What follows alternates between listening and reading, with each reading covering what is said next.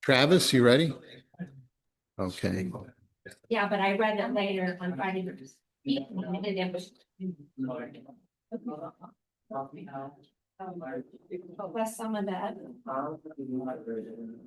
Hey, good evening, everyone. Welcome to our work session for Monday, March 9th. It is 5:31. We will get started.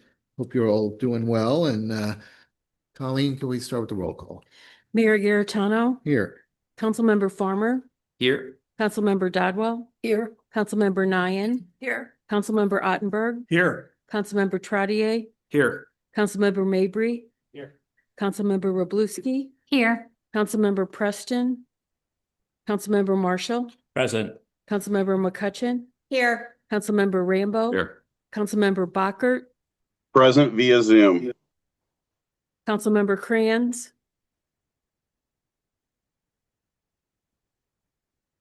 Councilmember Crayons, I'm here.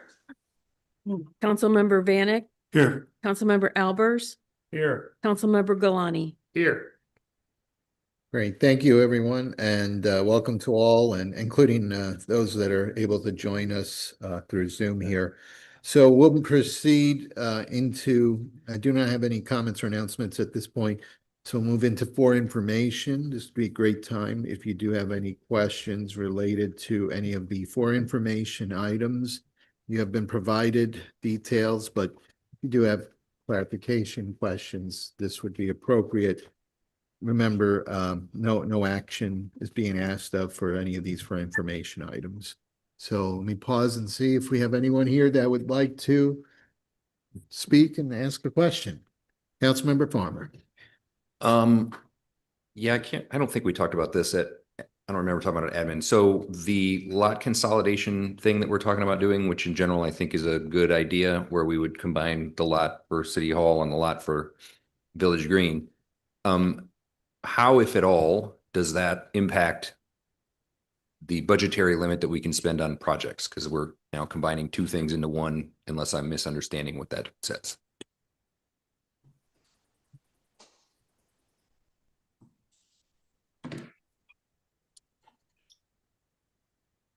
In terms of just combining the properties, I'm not concerned that that's going to be treated as it's still two separate projects. So, Sure. yeah, combining the property isn't going to affect.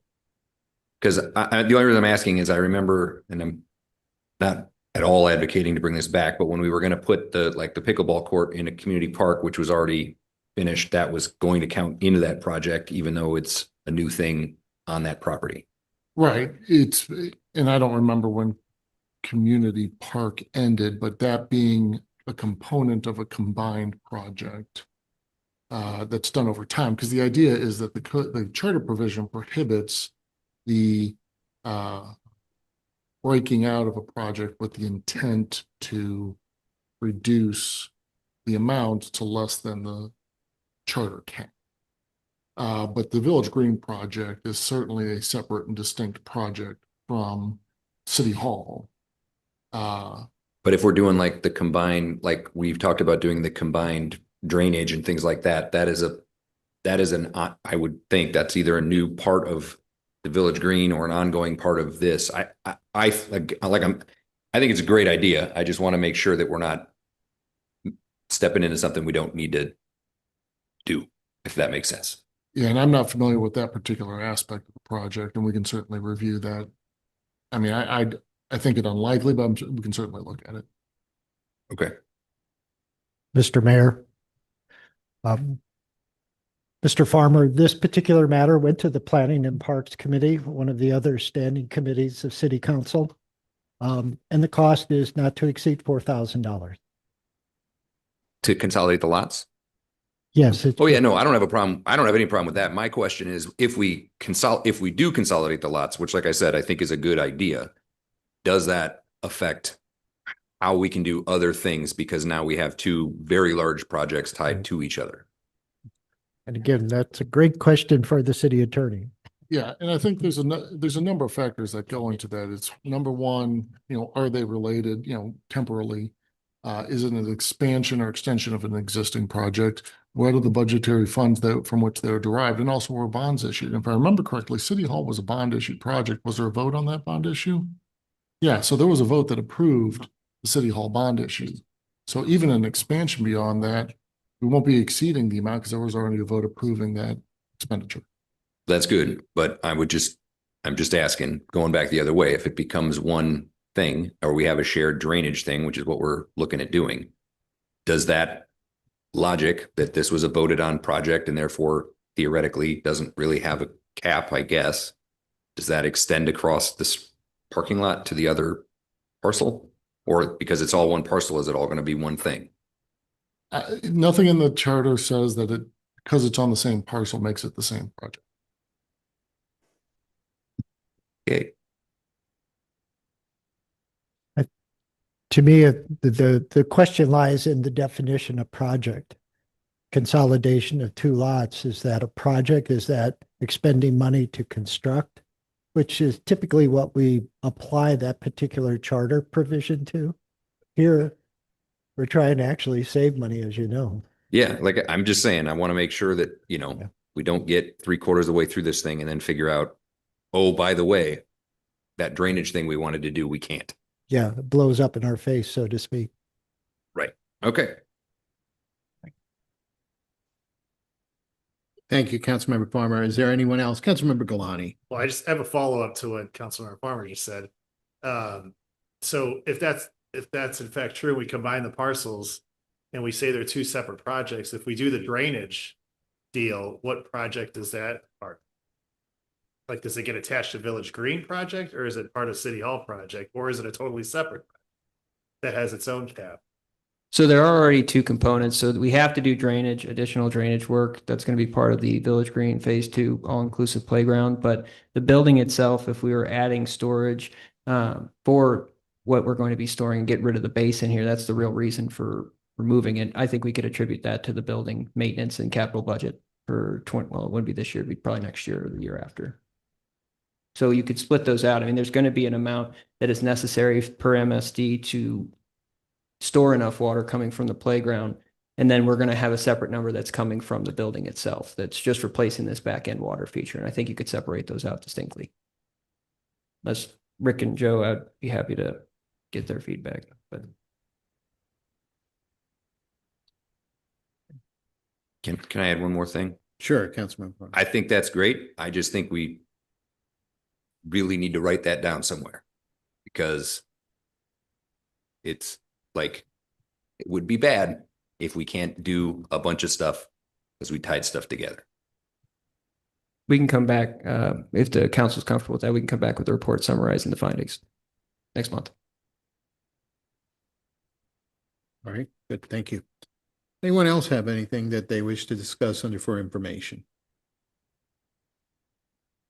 Okay, well, seeing none, then we'll move under for action. First item is Department of Public Works proposed 2026 ash tree program.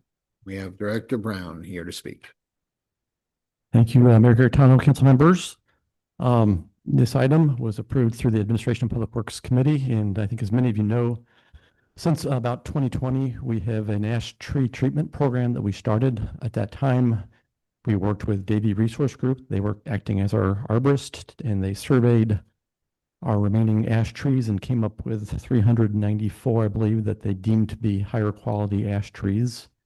And at that time, we agreed to a treatment program where we treated half of those trees every other year. And we've continued that process since that time. Last year, Omni Tree Service treated about 87 trees for $18,000. So the number of total trees has diminished over those years.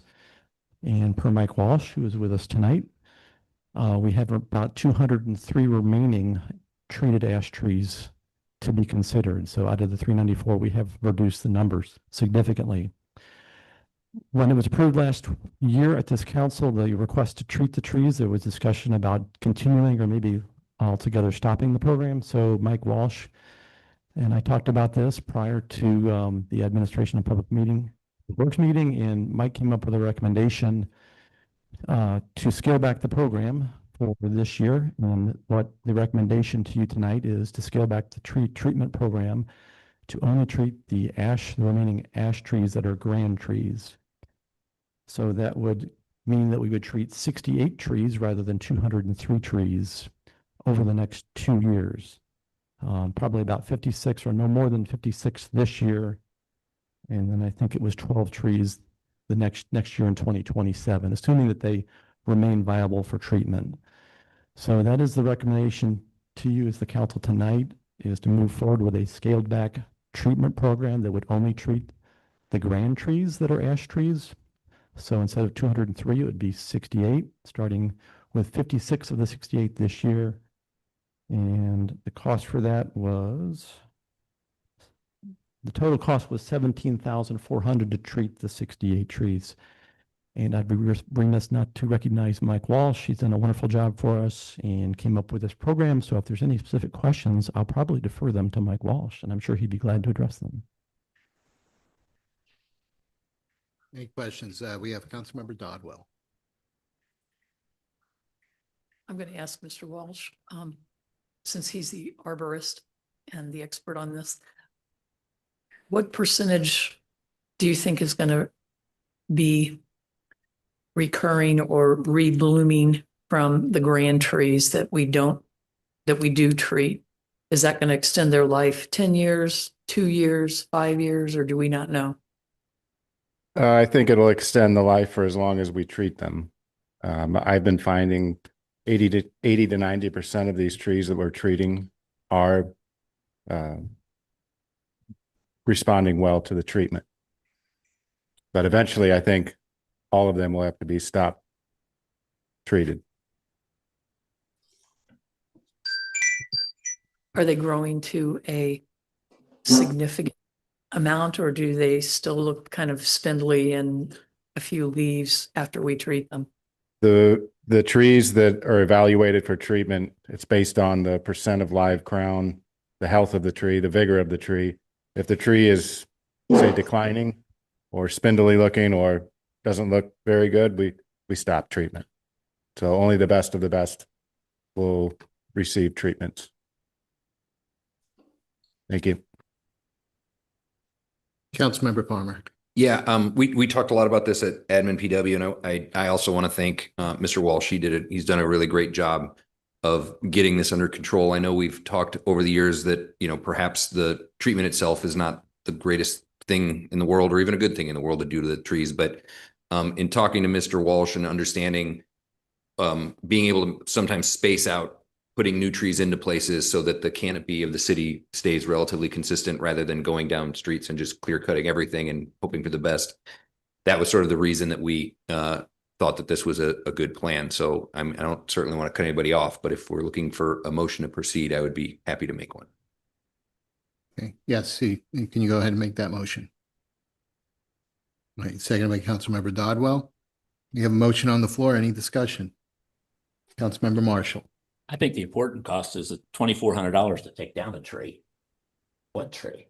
So if we decided we have to cut them all down, that's a lot more money than having to feed a few more each year. All right. Anyone else? Okay, with the motion on the floor, all those in favor, please say aye. Aye. Anyone opposed or abstain? All right, that motion passes. We'll move on to the next item on the agenda, Planning and Parks Committee. Number 1, responses from other service providers on utility task vehicles and golf carts on public streets in the town center area. Director Vunich. Thank you, Mr. Mayor. Mr. Mayor, members of City Council, the Planning and Parks Committee was charged in September of last year to consider potentially allowing UTVs and golf carts on certain streets within town center. The Planning and Parks Committee took an approach that required a number of months to complete, principally to obtain input from other service providers that use these streets and in many regards has to enforce any particular problems that may arise.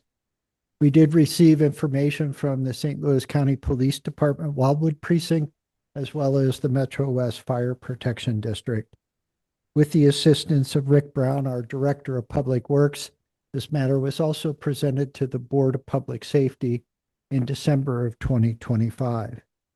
Ultimately, that information was provided to our Planning and Parks Committee, and the Planning and Parks Committee made the decision to not proceed forward at this time. The committee members acknowledged the input from other service providers as a part of the reason for that recommendation, but they also identified the fact that currently the Missouri State Legislature is looking into golf carts and these types of vehicles on public streets.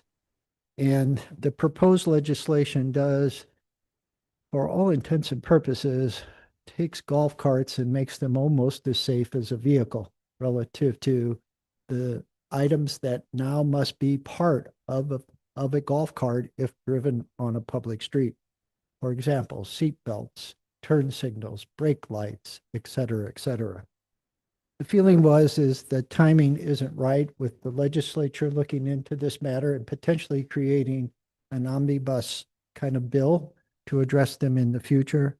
So the recommendation that is being presented to City Council tonight and is consistent with the Board of Public Safety is not to proceed forward at this time.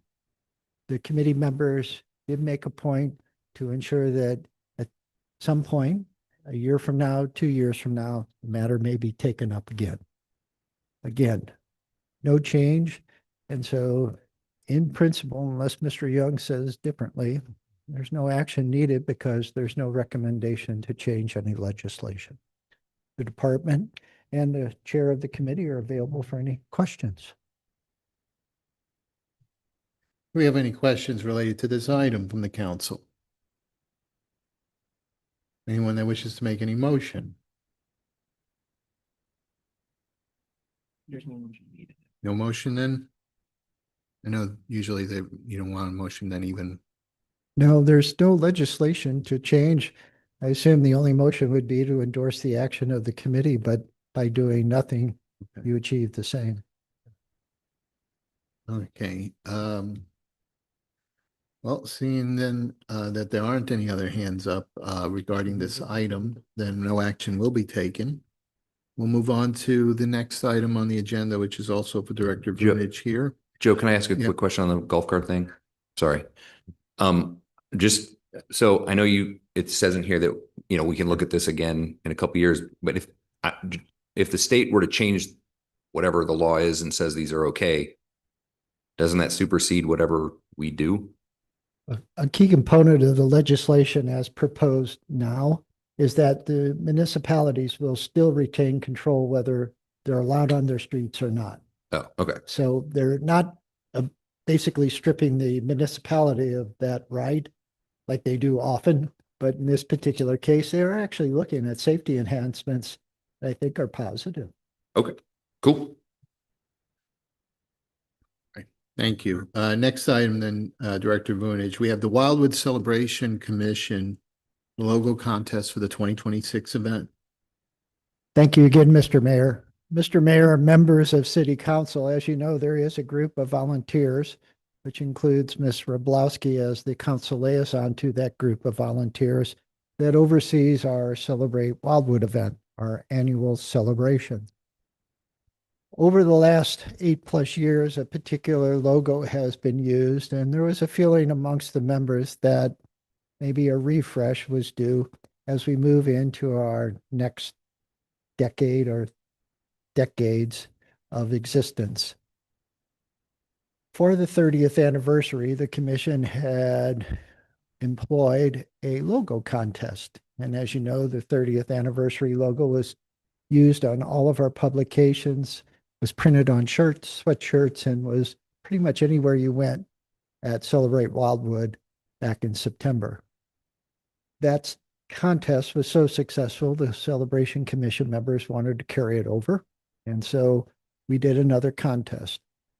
The contest ultimately received about 40 responses, and the commission members this past week on Wednesday reviewed all of the submittals and ultimately came up with the top 3 plus one more. The logo that Mr. Newberry's been kind enough to put on your screens and behind the mayor on the wall is the one that the commission members chose as the winner. And tonight, that is being presented to the city council for endorsement.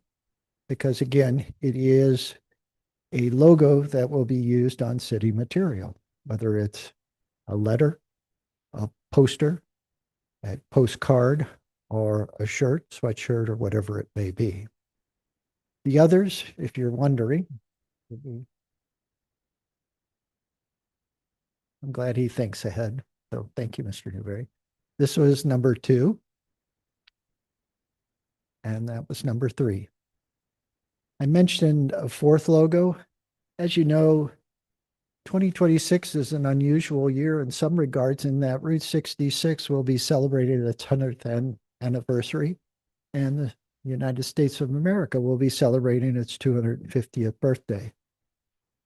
As has been discussed by City Council, with the plein air event canceled in May and a new version to be promoted in the latter part of summer as part of Celebrate Wildwood, the group thought that this particular logo would be good for that plein air event. And so it was selected specifically to be part of the promotional materials as we move forward with what I believe will be an approximately 2-week period where we'll ask artists and photographers to show us the best of Wildwood relative to Route 66 and the United States of America. So a 4th logo came out of the contest that we weren't expecting, but certainly I think it is very nice.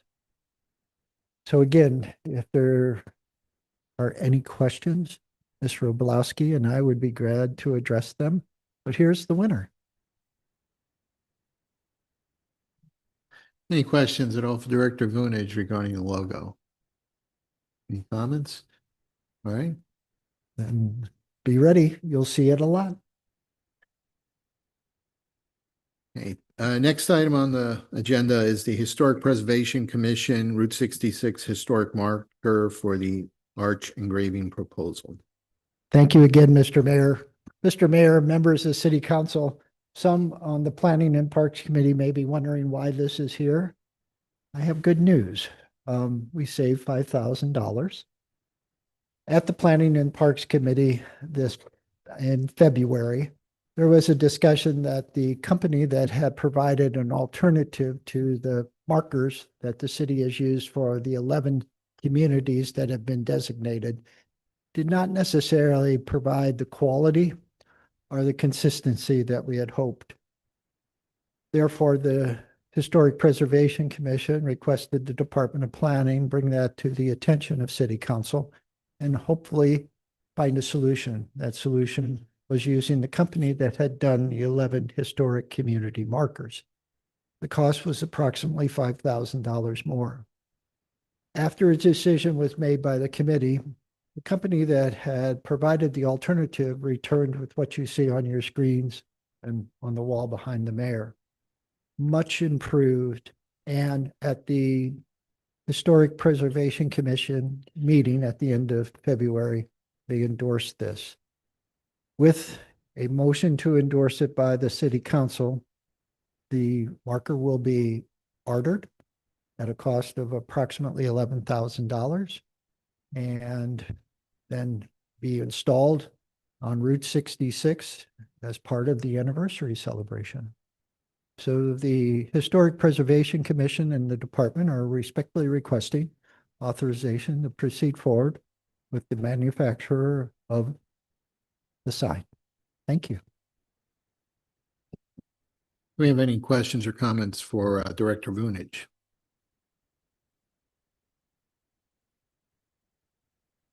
Councilmember McCutcheon. Yeah, Mr. Vunich, will you refresh our mind as to where this is going to be placed and how we're going to pay for it by line item budget, general Certainly. budget? The location was selected by the Historic Preservation Commission. That report came to City Council as a for information item. It will be in front of the Big Chief Roadhouse in the western part of Wildwood along Route 66. I would consider that a temporary location. Eventually, if Route 66 Roadside Park, which the city owns, is developed, then it would move there. The cost will be from the Capital Improvement Program for 2026 There's a line item called capital improvement purchases and replacements. It's budgeted at approximately $50,000, so that money will come from there. Certainly. And Director Vunich, regarding that location, would that require an easement for the city to be able to place that? I can proudly say that St. Louis County, when they authorized the zoning for the Big Chief Roadhouse, they actually required a sidewalk and a land dedication. So there's the sidewalk, a green strip, and the street. So we'll use the green strip, which is public right of way. Okay, so then there wouldn't be any requirement No. there or permission and. No. I mean, obviously, I would expect there be discussion Yeah. with them. Yep. Yeah, obtaining easements is difficult even under the best of circumstances. So when we could use public right of way or public land, we'll always kind of lean toward there. All right. Director Vunich, you're looking for a motion then for this to proceed? Yes, an endorsement so we can proceed forward with the order and hopefully have it up in time for parts of our Route 66 celebration. Okay. Councilmember Ottenberg, is that a motion? Yeah, that's a Right. motion to proceed. Second, is that Councilmember Mabry? No. All right, we have a motion on the floor. Any other discussion? Okay, seeing none, all those in favor of the motion, please say aye. Aye. Anyone opposed or abstain? All right, we'll move on. Next item is Administration and Public Works Committee. The first item is the legal analysis of the proposed council continuity and validated factual record policy. Thank you, Mayor. And tonight, wanted to quickly bring this back just since we didn't want to have this hanging in on a council agenda for too long. But the question tonight actually the department's hoping to cover 3 items at once since the same motion will be recommended for all 3. The ones that are included are 1, subsection E, subsection 1, subsection 2, and subsection 3, the legal analyses of the proposed procurement integrity override framework, the procurement integrity and rule separation policy, and also the council continuity and validated factual record policy. The only request tonight, we did have our legal department take a look at it, and we just wanted to make sure there was enough time for due consideration of all the components in these policies. So the hope would be that it would be recommended back to committee for further consideration. But other than that, available for any questions, but the idea would be to bring it back to committee for now. So Councilmember Ottenberg, and then I have Councilmember Trotter and Farmer, and go ahead. All right. So I would like to make a motion that we permanently table these 3 pieces of legislation. And assuming I get a second to that motion, then I'll offer some justification for doing so. Okay, so you're making a motion then, and you said to, I just want to get clarification or you. So the city attorney says that would be appropriate motion would be to postpone indefinitely. I'm sorry, postpone. Right, postpone indefinitely. Is that then your Yes. motion? Mhm. Is there a second on that motion? Councilmember Trotter, you had raised your hand. Is that also your intention? Okay, so we do have the motion on the floor to postpone indefinitely. And just to clarify, you're talking specifically about this item number 1 under the Admin and Public Works Committee. The legal Item analysis. number 1, and then also item number 2 The number 2, the and 3. number 3. City Attorney, is that appropriate to include all 3 items, or do we have to handle each one separately? Okay, so the city attorney says that's okay to handle all 3. So therefore, that's your motion. Is that Yes. also your intention as a second? Yes. Okay, so we have motion on the floor for discussion at this time. Go ahead, Councilmember Ottenberg. Yes, thank you very much. Yeah, so my main concern with this legislation is not so much the goals that are set forth in the legislation, but at this point in time, the time and manpower that would be required to implement these pieces of legislation, should they become bills and should the bills successfully pass. We all know that the city has been under some pretty significant budgetary constraints. We've been trying to cut expenses wherever possible. Perfect example just brought up by Mr. Vunich was the opportunity that he pursued to save some money on a sign. But we all know that the 3 standing committees of this council have all been looking at the budgets very closely of the respective committees and trying to make cutbacks wherever necessary. And there would be some significant time and manpower required to implement these proposed policies, should they eventually pass. That's something that I don't think the city can afford at this point in time. If, when we talk about the council continuity and validated factual record policy, talks about setting up a central repository for information, that is not an easy thing to set up. It requires significant research and, again, manpower and time, which all equates to added expense that I don't think the city can afford at this point in time. So as a result, that is the reason for my motion to postpone indefinitely these pieces of legislation. Thank you. Thank you. Moving on, Councilmember Trotter, did you wish to speak as well? Or, okay. Sure. Yes, thank you. So to elaborate on what Mr. Ottenberg just discussed, all of the council meetings and committee meetings are available on the website for a good, historical portion. And as a new council member, that was a very valuable repository in its own right to go back and review, what had occurred historically. Replicating that, I think, is just going to cause confusion. So that's my comments for the first item, which is the factual record policy. The legal analysis of proposed procurement integrity and sole separation policy. I have real issues with that, and I think that policy, I'm not sure there's a way to implement that policy without exposing the city to potential First Amendment violations and lawsuits.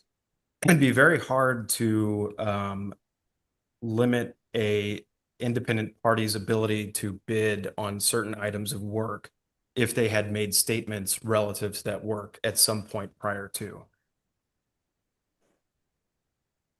And then I have no comment on the PIO framework. All right, thank you. Next speaker, Councilmember Farmer. Yeah, I mean, I think that's the point of sending them back to have more conversation at a committee, but I guess we shall see. I think, I think it's interesting if we're worrying about budgetary constraints and things like that. We just bought an $11,000 sign and we can't afford to keep track of what our studies do, which is ostensibly what this does. I think that there's some pretty clear and easy things that happen in here, but we can certainly talk about it more at the committee or not, I guess, whatever the group decides. Councilmember Farmer. Sorry. Thank you, Councilmember Farmer. Next, Councilmember McCutcheon. Thank you. Regarding E1, the proposed council continuity and validated factual record, factual information is established through the will of the people, the city residents' concerns and requests, through ordinances, codified policy, the master plan, and the city charter. Factual information is maintained by ordinances, codified policy, the master plan, and the city charter, minutes, recorded meetings, and Robert's Rules of Order. Reference over time, individual council members are able to research previous decisions and facts if they independently decide to by utilizing minutes, recorded meetings, ordinances, codified policies, and the Sunshine Law. Preserving the independent judgment and voting authority of each council member. In reality, council members' judgments, i.e. decisions, are not always independent. Oftentimes, issues are discussed with other council members, administration, department heads, the mayor, and city attorney prior to votes being taken. Each council member's present and future voting authority is codified by the city charter, the master plan, and ordinances. Thank you. Thank you. Councilmember Marshall. I just wanted to kind of throw an example out. I sat through 3 meetings dealing with these SUVs and golf carts. There were a lot of hours spent since 2018. And then this year, I know the Board of Public Safety spent tons of hours reviewing it to bring forth a recommendation. But this would be a good example where you start with something. I don't think we have to go backwards at all to pull that stuff up. There are hundreds of thousands of dollars we've spent on studies in the past that someday, if we don't have a way of keeping those, and I don't think you have to get them all at once. I just think you need to start going forward. in order to pull together. But this is a good example where how many 3 different committees it was at. You know, a half a dozen people on each of those committees went through and read everything about the state on golf carts, everything about private trails, everything about public streets. So those are the kind of examples of things where if it were accessible, you could pretty easily find it. It wasn't that accessible to go back and find the old reports and then make sure they're all updated. So it's just an example of why I think we should go forward with it in order to do that. Councilmember McCutcheon. Yeah, I'd like to make a comment also about E2 and 3. The proposed procurement integrity override framework and proposed procurement integrity and role separation policy. It is codified by the City Code, Chapter 145, and all suggested changes are already included in the City Code, Chapter 145, and City Code's override policy statements. So the proposed policy, I believe, is redundant and unnecessary. Okay. Councilmember Dodwell and Councilmember Ottberg.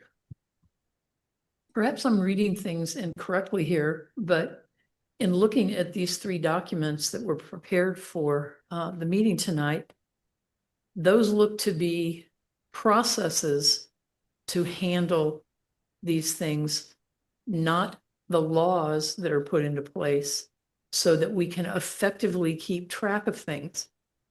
Trying to find things on our website through our document center is a nightmare, as Mr. Marshall just indicated. Having consistency from one committee to the other to be able to quickly pull up information. I'm not reading anything in any of these documents that talk about not using the existing materials that we currently have for documenting what we're going to do as a city. This is a process flow, in my opinion, and it's only going to make things better. So I'm going to be voting that we move forward with this. This is not going to change how we follow our laws. It's an internal process to ensure that we have integrity of data. It's easily accessible for our residents.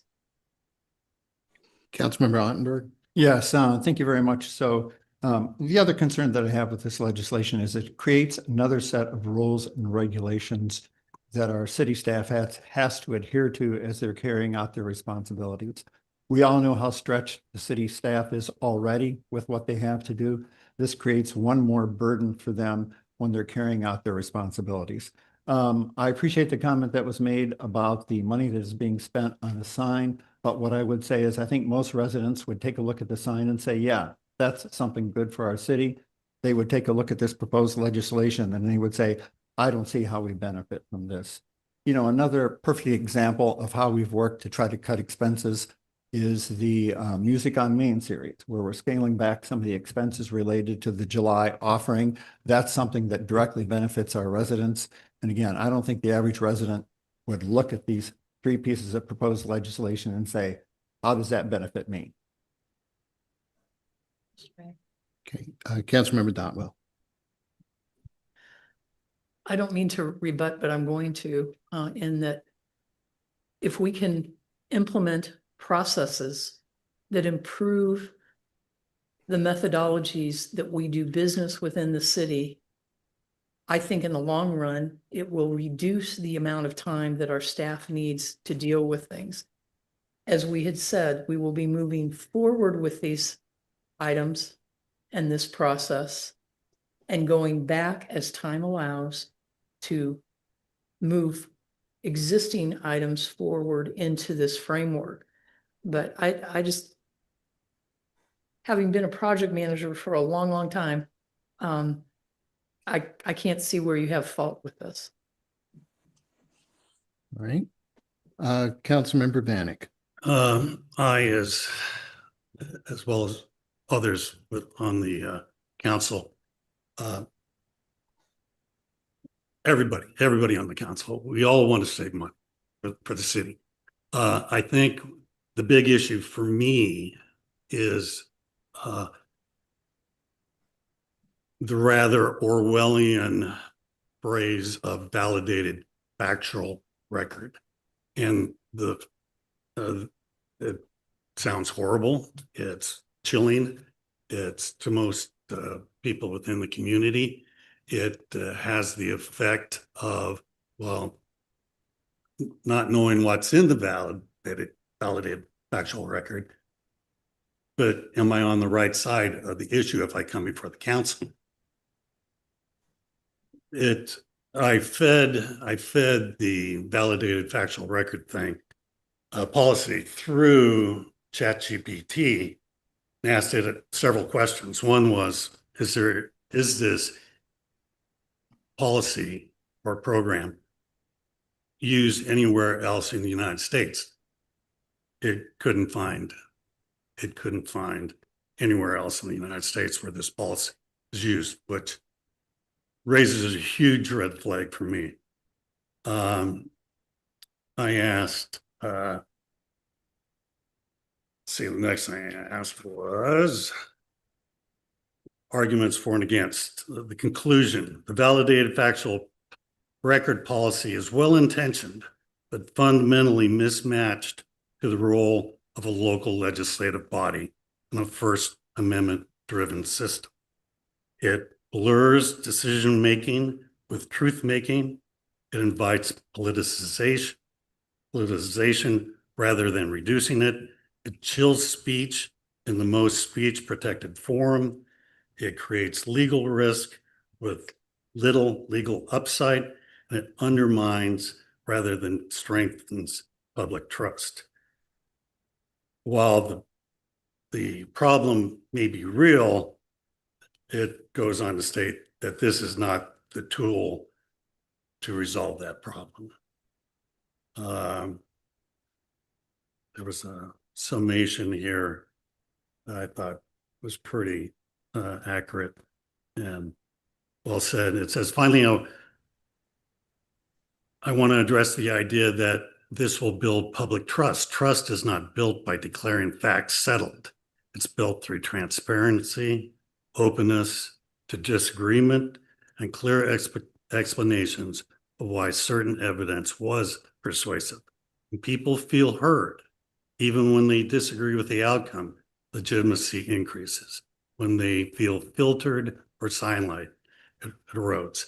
All these policies, to me, do not encourage public participation.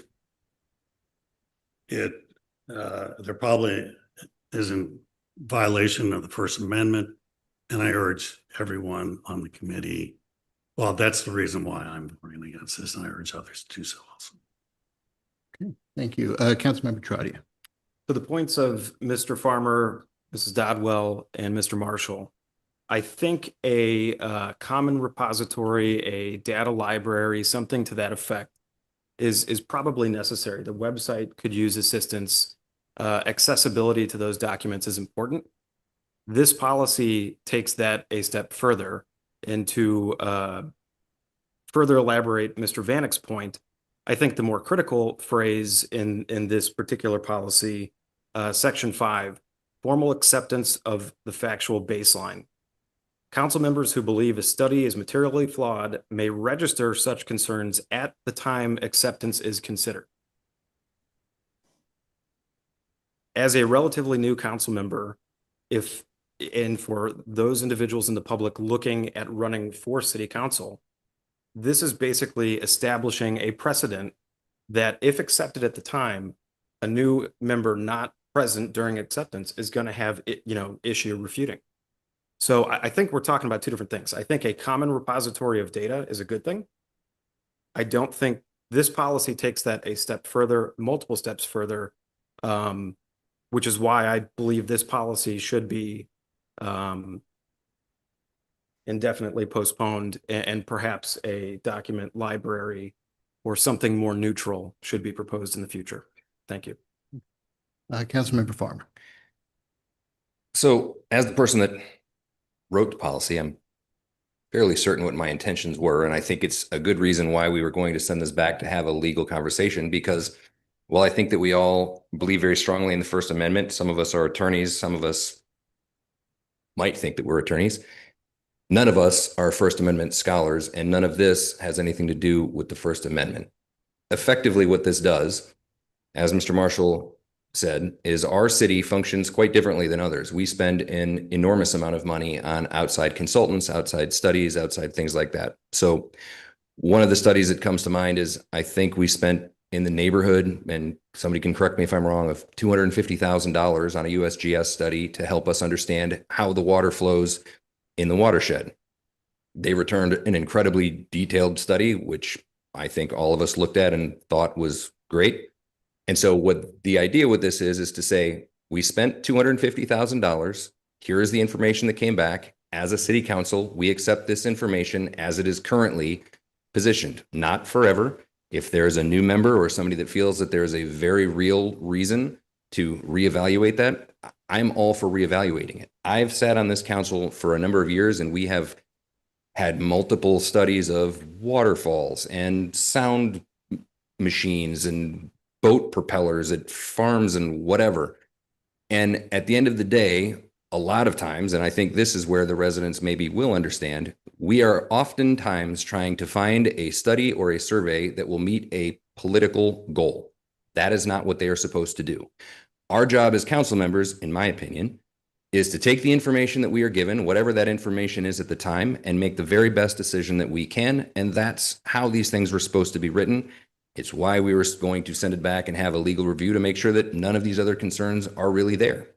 So I don't see this as anything other than a process that we're talking about. That is why we send it to committee. If you indefinitely suspend it, great. Then I would suggest we should have another plan in place, because these things happen all the time. I think in my time on the council, the last time I checked, I think we're approaching like $13 million of studies that we've done, which are effectively worthless if we don't say, hey, this is just where we're starting from. You can make whatever decision you want based on that, but this is where we're at.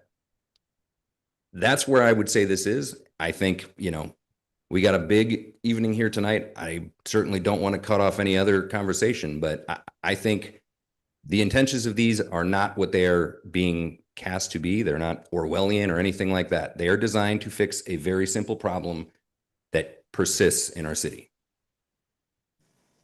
Just briefly, I do have a one-page motion for the next admin public works meeting. It's one page long. It takes out the validated factual record. It establishes, it's very simple, it establishes electronic depository. And I think it's a much simpler and something that we don't have to entangle. What we have now is entangling ourselves in First Amendment issues. This has nothing to do with First Amendment issues. It says electronic depository and has no phrases like validated factual record in them. So I have that ready to go with the next admin public works. Thank you. Okay. Do you have, we have Councilmember Marshall calling the question. I do have a comment myself, but I also see Councilmember Mabry. Do you intend, you want to do the call to question, or would you like to?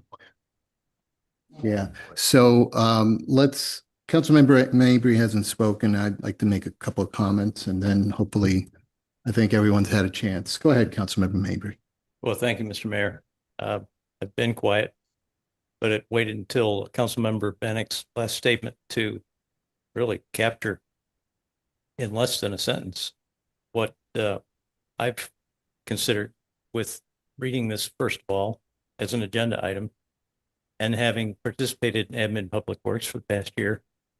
To me, it's quite strained to apply First Amendment rights or Orwellian anything, Chat GPT. This is what Councilmember Farmer has described it, and it bears 0% resemblance to anything else. So I'm extremely quizzical about what the drive, the high horsepower drive that I'm hearing to quell this and stifle it.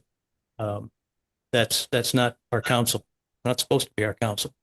to stifle and quell anything. And it seems mechanically cumbersome, really strained again, for permanently tabling anything revolving around council discussion. And then having a procedure in place already, I don't know, made up by a robot or ChatGPT or whoever they are, to replace it. When now, if this motion passes, we'll be illegally allowed to discuss it anymore. So, and since both I and Mr. Vanek are on the same APW committee, whole thing is really, for me, I'll have to be the one that says this is really striving to be a study in contrivance. That's really all. All right, thank you. I'll make a couple of comments here. I do appreciate the spirit or the intent when it comes to some of these policies, but my opinion on this is that my fear is that we become more of a bureaucracy when we have excessive number of policies. I don't think it's possible for a policy where we can have one size fits all. You know, every situation is unique.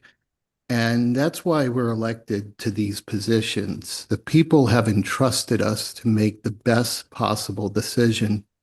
And in some of these cases, I know, like Councilmember Dodwell, these are internal processes and not law, but the public doesn't have to follow the policy. They may not know about the policy. These are policies that are internal within City Hall.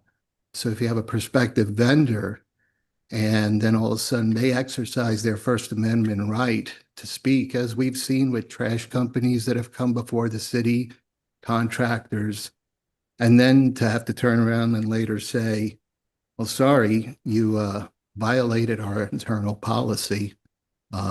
You know, we don't expect the public follows the laws, and these aren't laws for them.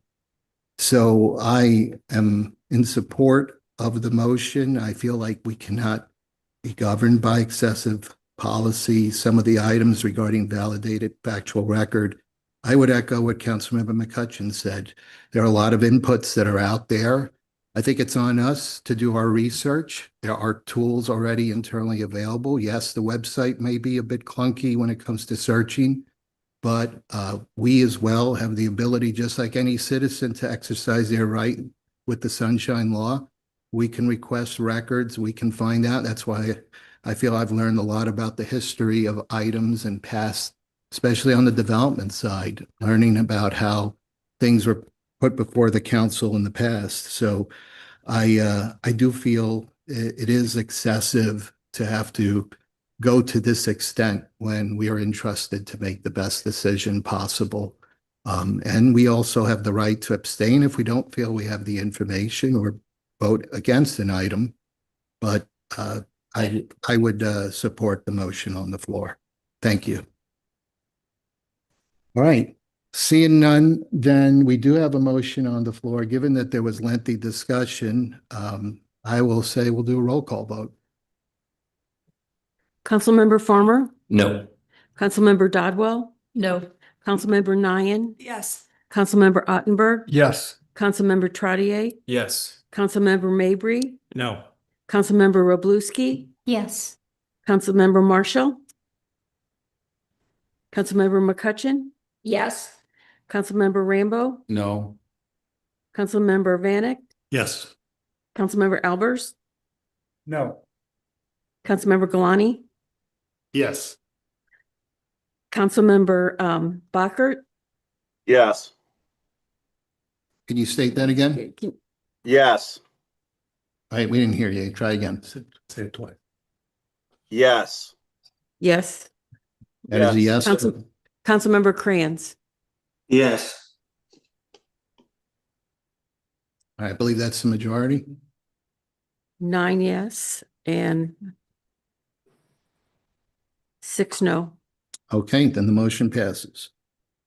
Moving on, that would bring us into the next item on the, that would cover items 1, 2, and 3 that we just discussed. We're going to move to number 4, which is a review of the 2026 Municipal Building Capital Improvement Plan.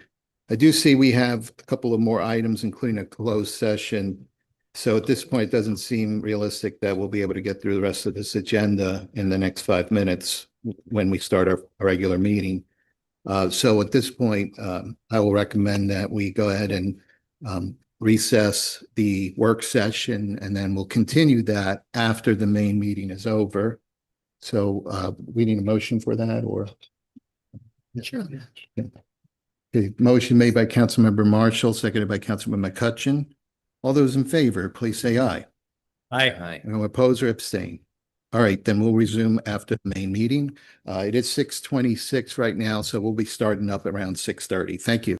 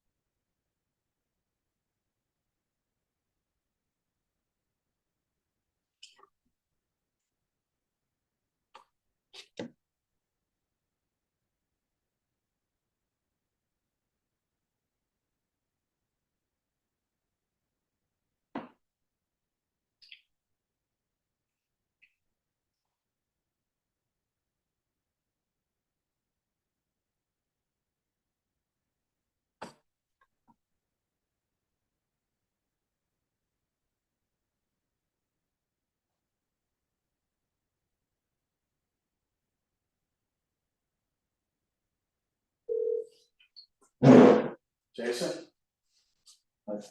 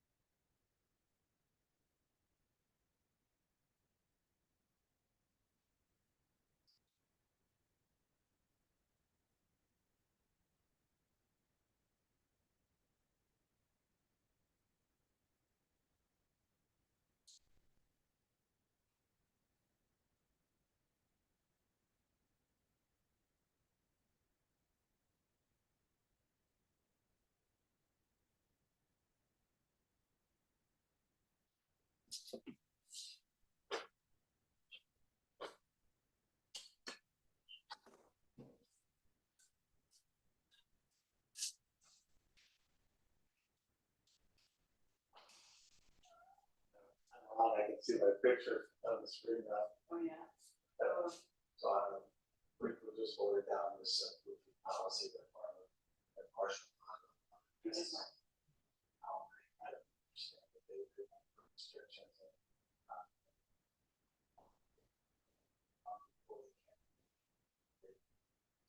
The process. I think one of the group council. Like 6 people on the council. Yeah. There's not to get the policy. That grips the shit out of it. They already had it. Oh, they moved it down. Yeah.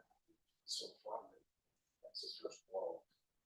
This, you know, it's just, you kind of screw us up.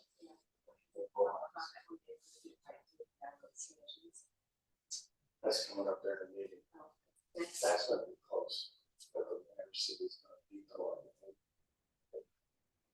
Let's close it down. Well, they tried to get rid of it. We want it to stay the same. Keep it closed. And there it's going to be the same. Keep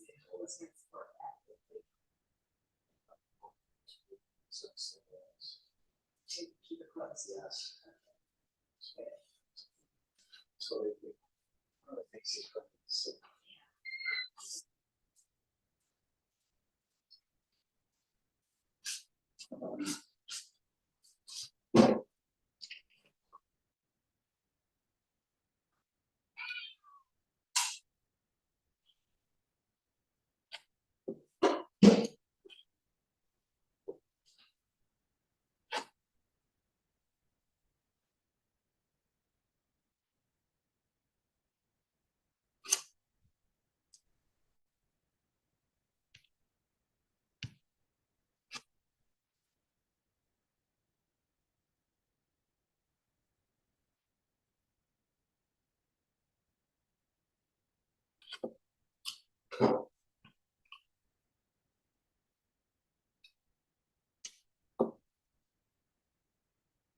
Welcome to our city council meeting.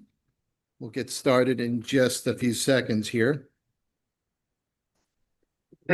So welcome again for our March 9th city council meeting. It is 6:33. We will start the meeting at this point, so I'll ask our city clerk to begin with the roll call. Mayor Garitano, Here. Councilmember Farmer. Here. Councilmember Dodwell. Here. Councilmember Nyan. Here. Councilmember Ottenberg. Here. Councilmember Trottier. Here. Councilmember Mabry. Here. Councilmember Roblewski. Here. Councilmember Preston. Councilmember Marshall. Present. Councilmember McCutcheon. Here. Councilmember Rambo. Councilmember Bockert. Present via Zoom. Councilmember Crayons. Councilmember Crayons. And just unmute your line and give it a second. Can you hear me? Yes. I'm here. Okay. Yeah. Councilmember Vanek. Here. Councilmember Albers. Here. Councilmember Galani. Here.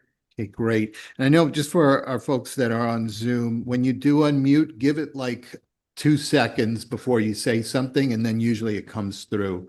Otherwise, we don't hear it. All right. Well, thank you again, everyone here. We're going to ask if you're able to stand to please join me in the Pledge of Allegiance. I pledge allegiance to the flag of the United States of America, and to the republic for which it stands, one nation, under God, indivisible, with liberty and justice for all. Thank you. I don't have any specific mayor's announcements at this point. We will move on. Approval minutes will be part of the consent agenda.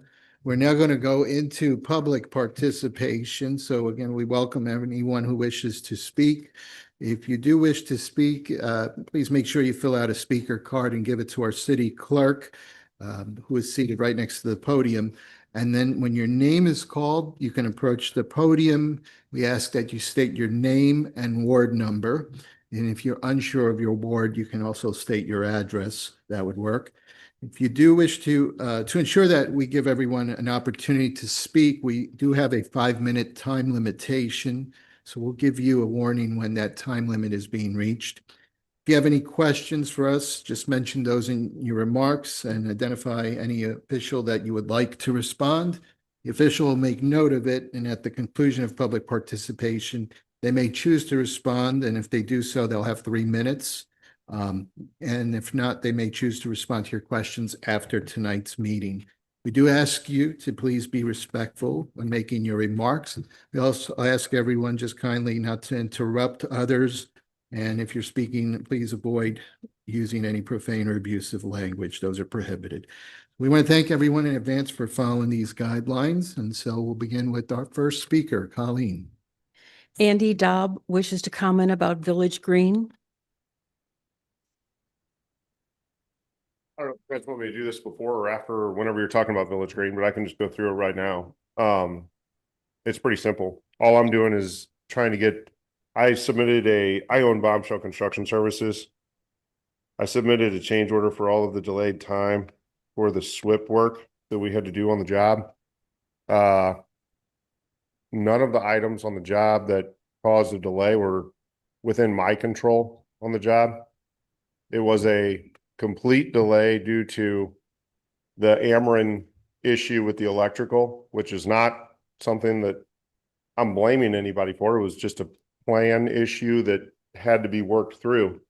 I wasn't able to complete a very large portion of the job because I took all the general conditions out, because I'm not trying to get general conditions. I'm not trying to get any of that. I'm trying to get site cleanup, which is SWIP work. There was siltation runoff throughout the entire year that I had to sit around and wait for Ameren to come up with their plan. I couldn't install the wall because the wall had electric lines that might have had to run through it. I couldn't install the stairs. I couldn't install the parking. I couldn't install anything because I had to wait for this Ameren line. The Ameren, they didn't even start until the end of August. They didn't complete the power till the end of December. April was one of the wettest years on record. We had massive rainstorms that caused a large amount of site runoff. People have made mention to me on discussions that maybe we could have closed it up or sealed it up. We did over and over and over again while we're waiting to complete our work.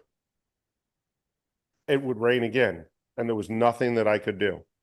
I think it's completely fair what I'm asking for, because I'm not asking for general conditions. A truer, larger general contractor would come right at you and say they are required to get general conditions for every single month. Not asking for that, completely eliminated that. There is a remobilization fee of the concrete contractor that is completely legitimate. The man had to leave and move out and do other work and come back to do the job. He had to pull everything out because he was sitting around waiting so long to pour the rest of the concrete, and the rest of it is siltation control. It is street sweepers, it is laborers cleaning up roads, it is siltation tube that had to be placed. It is straw blankets, it's shoveling of the streets and cleaning day after day after day when there was nothing else that I could do. I think I showed that the minute that Ameren got their work done, we hit the job hard and we have it completely sealed up. Plants are growing. We're waiting on some benches and tables and things to show up. And I'm working with Kelp on the drinking fountain. There was an issue with the drinking fountain. It's supposed to be installed this week. It's supposed to be completely installed. The electric is now on. Lights are running. Only thing I'm waiting on is the trash cans and the park benches and the everything. And if I got to tell you guys about tariffs and shipping and everything like that, it's out of my control, but it is coming. And that's all that I can say about it. I'm not trying to place any blame whatsoever, but I do want to make it abundantly clear that it was outside of Bombshell Construction's control. We have shown by doing Lafayette High School parking lot multiple times, we do jobs extremely fast. We get in, we get them done, and we get out. And any job other than this one that I've been involved in or that my company has done, we've got them done fast. And I couldn't get this one done fast because I didn't know where the electric was going to be installed.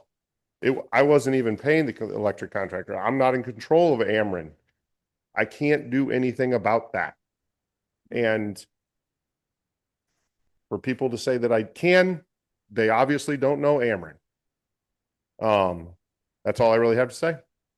I appreciate your consideration. Thank you. Thank you. Okay. Next speaker. Mickey Robertaccio, Turnberry Place.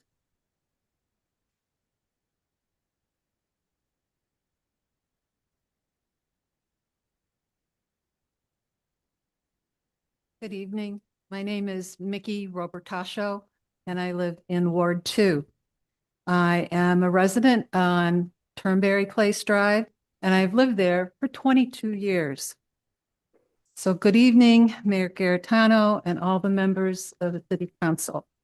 I appreciate the opportunity to speak. Over the past 9 months, I have attended many City Council meetings along with Turnberry HOA trustees and my neighbors to voice our concern over the strong opinion of the Public Works Committee to open the intersection of Strecker and Turnberry Place Drive to non-emergency vehicles. 29 years ago, St. Louis County decided to restrict the Strecker entrance to emergency vehicles only. And again, in 2009, Wildwood City Council agreed to maintain those restrictions due to safety implications.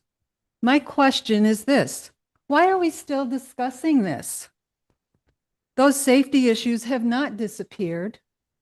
They still exist. And in fact, the safety issues are even bigger these days. Cars, SUVs, trucks, trash haulers are much bigger. And Turnberry Place Drive is still the same narrow, steep street. They're older homes we have now, and they require more maintenance and repairs involving construction, crews, and equipment, all increasing traffic navigation issues.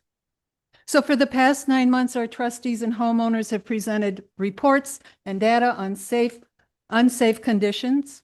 They've shown measurements on how our street to be much steeper and narrower than other public access roads. Our fire chief has no issues for emergency vehicles accessing homes in Turnberry Place. Our residents described hazards encountered before 1997 when traffic was unrestricted and cars were speeding down Turnberry Place Drive. You also heard comments from adjoining neighborhoods who came here and who don't want taxpayer dollars spent on unnecessary demolition of the concrete barriers. Our trustees and homeowners have provided substantial proof of major safety issues. It's now up to you. Where is your proof that no additional safety issues will be incurred by increasing traffic on Turnberry Place Drive? As elected members of this council, you all took oaths to work for the common good and promote the general welfare of the city of Wildwood. And I know you all work hard, and it is deeply appreciated. The Public Works Committee presented plans regarding developments and provide a blueprint for future growth. I have deep respect for that work that all of you members who are on that committee have done. It is important and necessary work. Regulations are necessary to keep order in our community. But please remember, common sense and discretion are essential when applying and enforcing regulations. Not every neighborhood will be or can be in perfect compliance with regulations that are written 35 years after those neighborhoods were built. 35 years. This is not a one-size-fits-all situation. That is why there are useful tools like amendments, grandfathering, and yes, restrictions. And these can be applied in the spirit of working for the common good. Increasing traffic on narrow, steep roads is dangerous and not beneficial for the city of Wildwood. 1 minute. So please consider these questions. Is this council willing to accept the liability that comes from exposing residents to increased unsafe traffic? How do you justify spending tax dollars that undermines the safety of Turnberry Place Drive? So council members, can you ensure the safety of our neighborhood simply? You can really ensure the safety of our neighborhood by simply grandfathering the Strucker entrance restrictions to emergency vehicles only. I urge you to consider your votes carefully.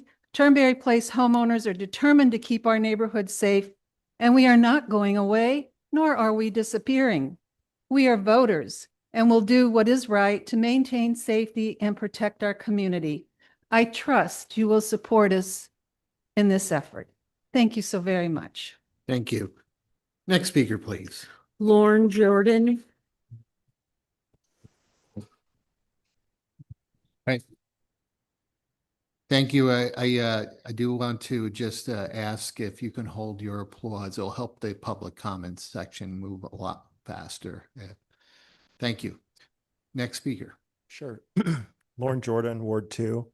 Thanks for the opportunity to speak before you. I think that Mickey covered most of what I would have offered to you all, except for a thank you to our supporters on the council, the people that have listened to us in our community, the people that are offering potentially an alternative to this motion by the Public Works Committee to open our roads and make our street less safe. It's much appreciated, and that will make a big difference in our neighborhood as opposed to opening up a road. Outside of that, I would just like to note that there's been no mass notification to the council, any of the council members regarding the positive impacts of opening our road. The current emergency access point at Strucker, there's been no one that wants to see it open, and there's been a resounding keep it closed from our residents. I think that pretty much covers it, except we didn't bring up the fact that this was supposed to be a forward-looking bill, as we noted from the June meeting of 2025. So in the interest of keeping this moving, I'll quit comments there, but deeply thank you to everyone that's supporting us. Thank you. Thank you. The next speaker. Bridget Fisher, Turnberry Place.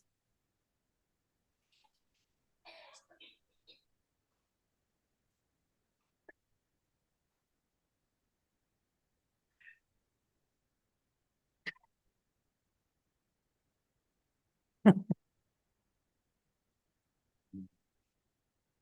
apologize. Good evening. My name is Bridget Fisher, and I'm a resident of Ward 2, specifically Turnberry Place neighborhood. I'm sure you recognize me, as I have been up here many times before, but tonight it looks a little different. Standing up here with me are my 4 children. These 4 are my heart outside of my body, and I will go to the ends of the earth to protect them and keep them safe.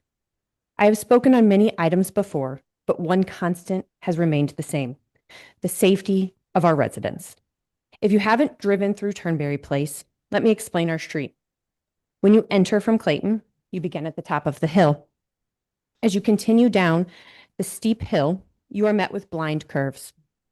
I hope nobody is parked on the side of the road as you descend, because there is a high probability you will not see a car coming from the other direction. You will then be at the bottom of the hill at the stop sign. Once you pass the stop sign, you begin the ascent back to the top of the neighborhood, but this time with a steeper hill. Once again, you are met with blind curves, and again, I hope nobody is parked on the side of the road, so you are able to see any cars coming from the opposite direction. Fortunately, for the residents of our neighborhood, we are familiar with navigating these steep grades and blind curves. If we allow non-emergency vehicles to utilize the street as a cut-through, we are opening our street up to many accidents and, God forbid, a pedestrian or bike rider being injured. In the Wildwood Gazette that came out in the fall, Safe Streets was discussed in 2 different areas.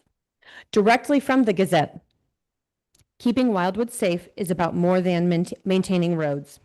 It is about protecting the people and wildlife who share them. This fall, the city is taking a focused approach to make our streets safer for everyone.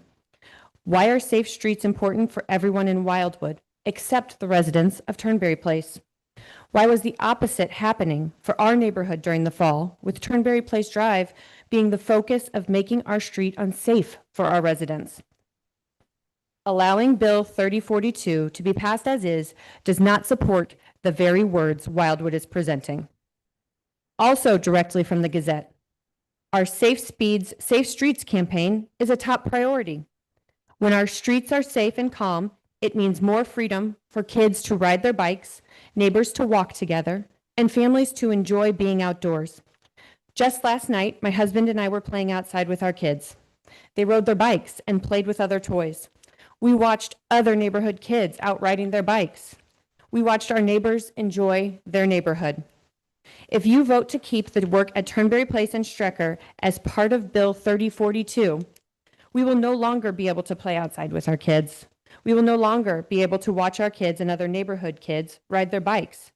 We will no longer be able to have the community we have, to watch our neighbors enjoy their neighborhood.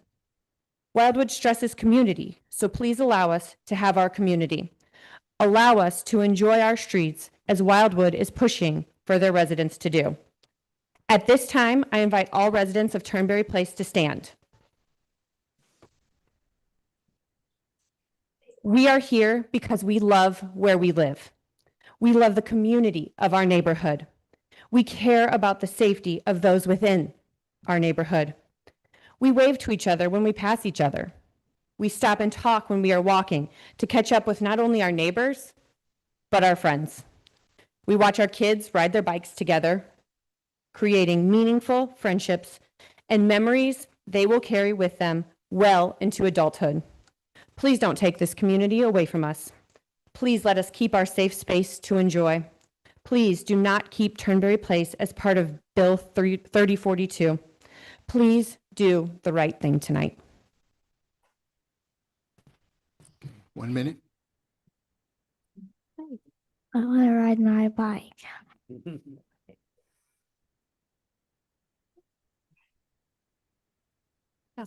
I want to ride my bike. All right, thank you. Next speaker, please.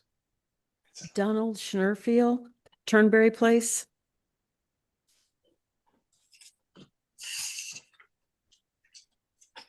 My name is Donald Schnurfile, a resident of Ward 2, live on Turnberry Place Drive.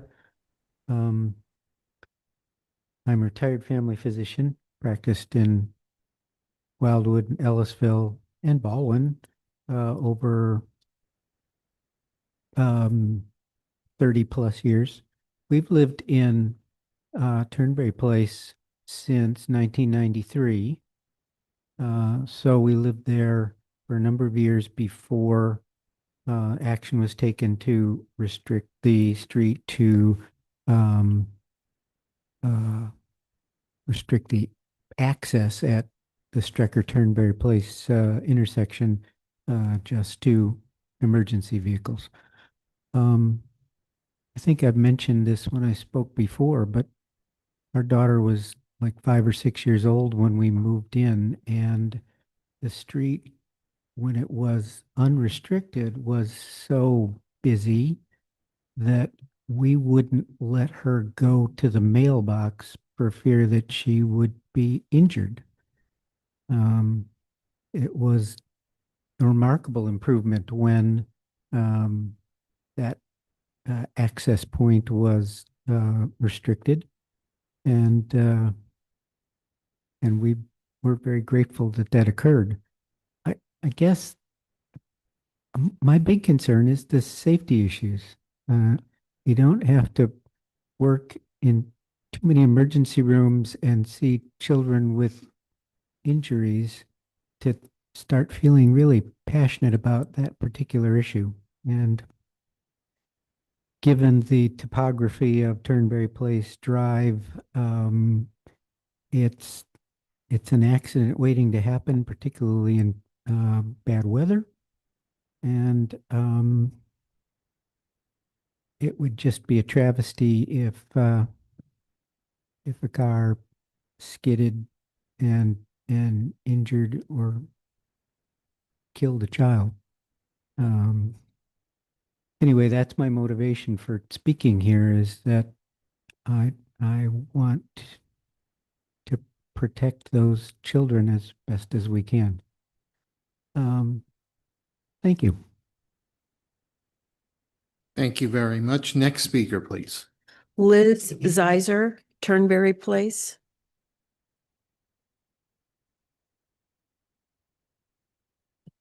Good evening. My name is Liz Zeiser, Ward 2. I'm a homeowner in Turnberry Place, and I'm standing here again because our neighborhood is still being asked to accept a safety risk that we have repeatedly asked not to be imposed on us. The entrance you're considering opening to non-emergency vehicles was installed in 1996, as my neighbors have said. For nearly 30 years, it has functioned exactly as intended. The neighborhood design hasn't changed, as my neighbors have stated. The steep grades are still there. The safety purpose hasn't changed. The only thing that has changed are the people who sit on this council before me. The reality is this: if you decide tonight that Turnberry should be open to non-emergency traffic, you will cast your vote and likely move on with your lives. You may never think about it again. But the residents of Turnberry will. We will live with the consequences of your decisions every single day. When our daughters walk the neighborhood selling Girl Scout cookies, when we back out of our driveways to simply go to work, to practice, to the doctor, or come home at the end of our long day, when a teenager learns to drive, when families ride bikes together, and when I sit at home wondering if my child will come back through my front door safely. You will vote once, but we live with that decision every morning, afternoon, and night. As a teacher, I teach my students about responsible problem solving. You identify the issue, you try the least harmful solution first, and you adjust based on those results. If something looks worn, you repair it. You don't remove a long-standing safety measure first and ask questions later. Yet that is exactly what this proposal does. It skips every reasonable step. It replaces a proven safety measure with uncertainty, not because it failed, but because of someone's perception. Councilmember Joe Farmer, you have pushed this issue forward repeatedly, despite being asked not to. Yet the residents who actually live in Turnberry have been clear that we do not want this change. You recently cited your concerns over snow removal at the entrance that's restricted to emergency vehicles. I will walk myself to that entrance and shovel it myself. Problem solved. So I think a fair question tonight is this: why is the issue so important to you when it is so clearly opposed by the people who actually live there? For any council member who may still be unsure, voting to keep our street restricted to emergency vehicles isn't about resisting progress. It's about making a responsible choice for the safety, peace of mind, and quality of the residents who actually live there. I'll leave the council with a few simple questions. I don't intend to be answered, but I want you to answer them yourself. Honestly, was a safety study conducted recommending the opening of the intersection to non-emergency vehicles? Did residents of Turnberry request that this barrier be removed? Has the council followed all necessary steps in this process? It is my understanding that our neighborhood trustees are still waiting on the verdict of the appeal they made 8 months ago in July of 2025. Has one single resident stood at this podium asking you to open our road to non-emergency traffic? Have any of you personally taken the time to drive our steep grades and narrow streets or visit our entrances during rush hour to experience the conditions you're about to change?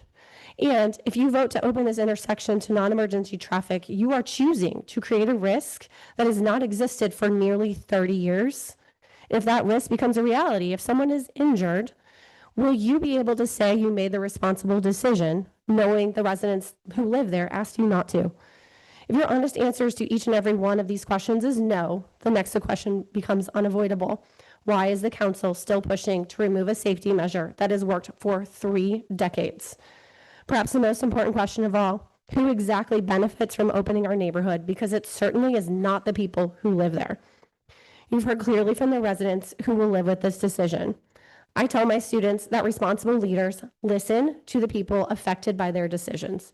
Tonight, your vote will show whether that lesson is true or whether it's just something we tell children. Thank you. Okay, thank you. Next speaker, please. Bob Murray, Bill 3042A and Turnberry Place. Good evening. My name is Bob Murray, Ward 2. I'm speaking in favor of the alternate Bill 3042A, which will allow the important concrete slab replacement work to proceed without the unwanted, unnecessary project to reopen the Turnberry Place and Strecker intersection to non-emergency vehicles. And procedurally, the council members will now not feel obligated to vote for the original bill because they believe the concrete slab work could not be held up, even though they disagreed with the Turnberry Strecker project. So that was a good thing. I also want to address the disconnect with what is unquestionably a laudable goal of the overall policy on gates and obstructions to fend off developers and their unreasonable requests on the one hand, with the questionable desire to reopen the Turnberry Strecker intersection to non-emergency vehicles on the other hand. Specifically, the forward-looking policy against gates and obstructions to prevent developers from requesting unreasonable variances in order to squeeze in more and more houses is no doubt sound policy. However, the backward-looking scoring matrix is fundamentally flawed, and as it is being applied here, leads to an arbitrary and unintended result. Now, I hope you recall when I went through our response and request for score review back in the December council meeting, we still have had no meeting with the director or the city administrator or any response whatsoever, but I trust that you council members, in doing your due diligence, have taken the time to review our response. Now, briefly, the score of 75 points does not withstand scrutiny. The intersection is open to emergency vehicles, and the fire and police departments have both confirmed that the current configuration is acceptable. That alone reduces our score to 45 points, well below the 70-point threshold. Nor does Turnberry Place Drive serve any legitimate public connectivity function. It is an entirely intra-subdivision street. No other subdivisions or parcels are served by Turnberry Place Drive. That reduces our score another 20 or 25 points. That this is a public road is a red herring. Turnberry Place Drive is open and accessible to everyone at Clayton Road. Being a public road does not change the fact that it serves no public connectivity function, nor does it change the unsafe design of the road. The fundamental flaw with the scoring is that it doesn't account at all for safety. As the data in our response show, and as my neighbors have so convincingly spoken, removing the restrictions on non-emergency vehicles will create a safety problem for everyone. The irony here is the disconnect between your stated goal to rein in developers and its application here. The intersection restriction was put in place in 1996, not because the developer asked for it so they could squeeze in more houses. To the contrary, the restriction was put in place by this city council to address the very real documented safety issues that were caused when that developer got St. Louis County in the late 1980s to approve a subdivision plat that contained a dangerous street that was too hilly, too curvy, and too narrow. This is backwards. If you remove the restrictions at the intersection, you will actually be affirming the original developer's unreasonable plat that St. Louis County approved. Clearly, that is not what is intended by your policy. I hope that this council will enthusiastically and unanimously vote to keep us safe. However, for those of you who may still be inclined to incur the expense to reopen the intersection, will you commit tonight to close it again when the safety problems return? If not, then you should vote to maintain the status quo and keep the intersection as it is today and as it has been for the last 30 years without incident. Thank you. Thank you. Next speaker. Tom Mitchell, Admin PW and Wildwood Hunts Program.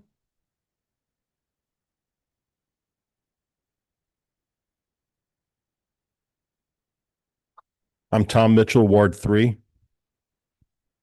I'm going to start though by, honestly, when the people of Turnberry stood a moment ago, it actually brought me to tears. And the vote that you just did regarding those ridiculous bills from the committee that do in fact restrict free speech, to put those down was the exact representation of the use of common sense in government. So I want to start with a quote from Abraham Lincoln. Government is of the people, for the people, and by the people. And I'd like someone to motion to put that right there on that wall. I'll pay for it. Because this is what this is about. This is how government really should work. So I thank you for voting that down in the motion, Councilmember Ottenberg. Tonight, I want to address the continued delay surrounding the proposed archery hunting program to help Wildwood reduce its deer population. In my view, this issue has been unnecessarily stalled through deliberate administrative paralysis and a lack of leadership from the Administrative and Public Works Committee chaired by Councilmember Joe Farmer.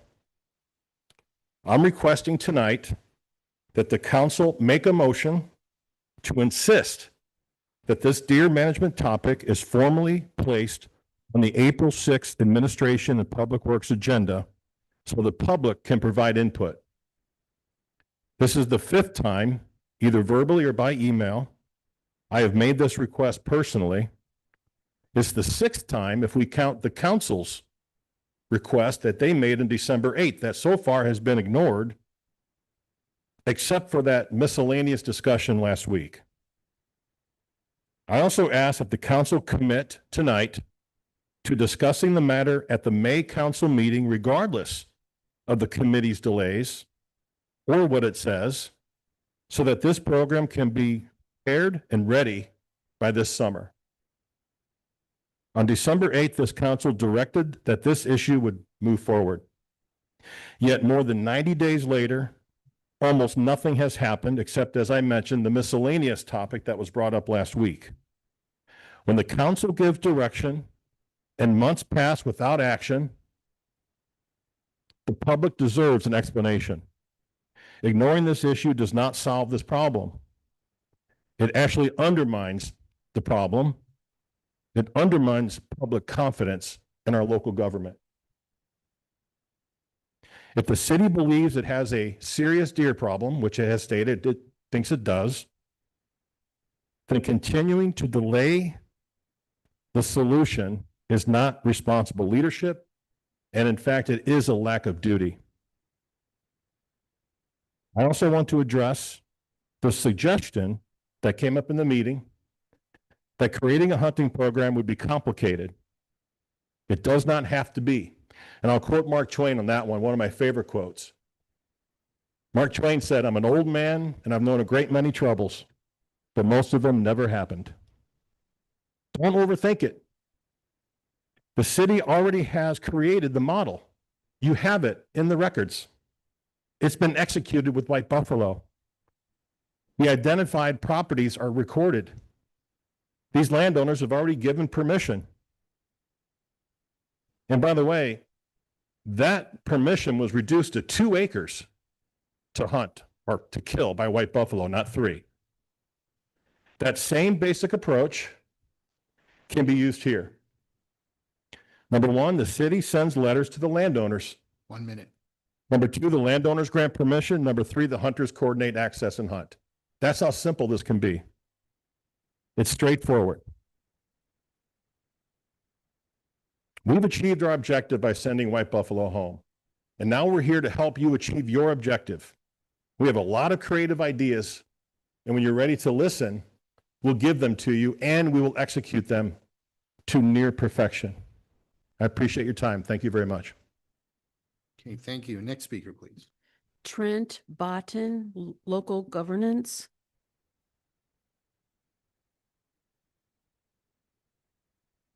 Good evening, Mayor and members of the council. My name is Trent Boteen. I reside in Ward 1.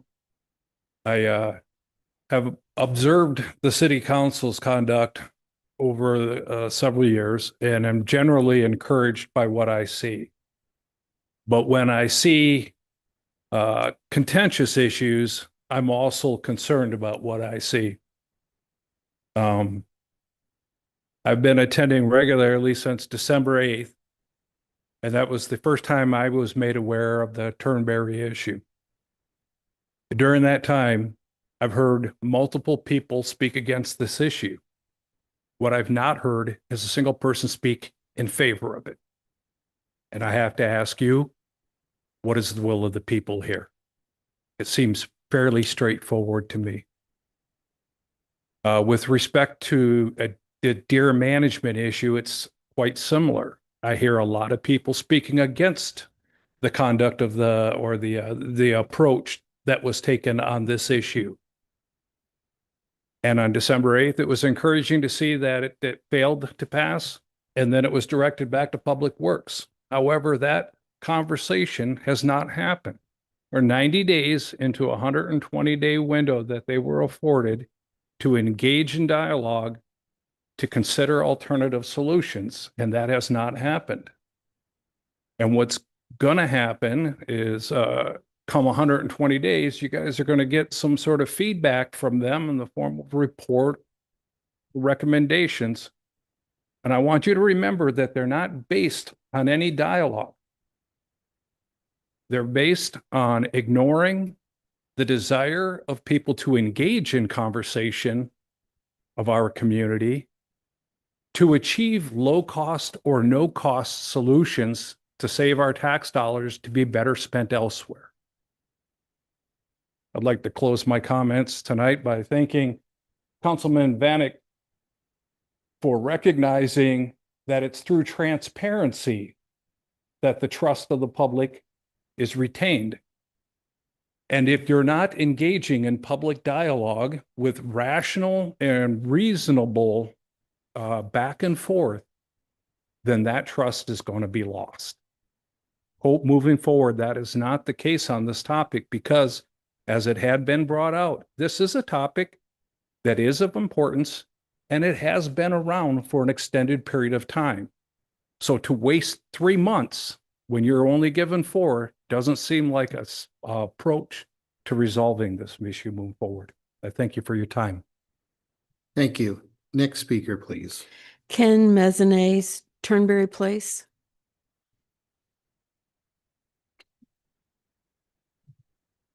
Good evening. Excuse me. My name is Ken Mazinas. I live at 229 Turnberry Place, and I have spoken to this group several times before. Before I retired as a CFP, I learned that to make a successful proposal, I had to incorporate what many people had told me was the KISS method. KISS. Keep it simple, stupid. And the stupid was me, not the recipient.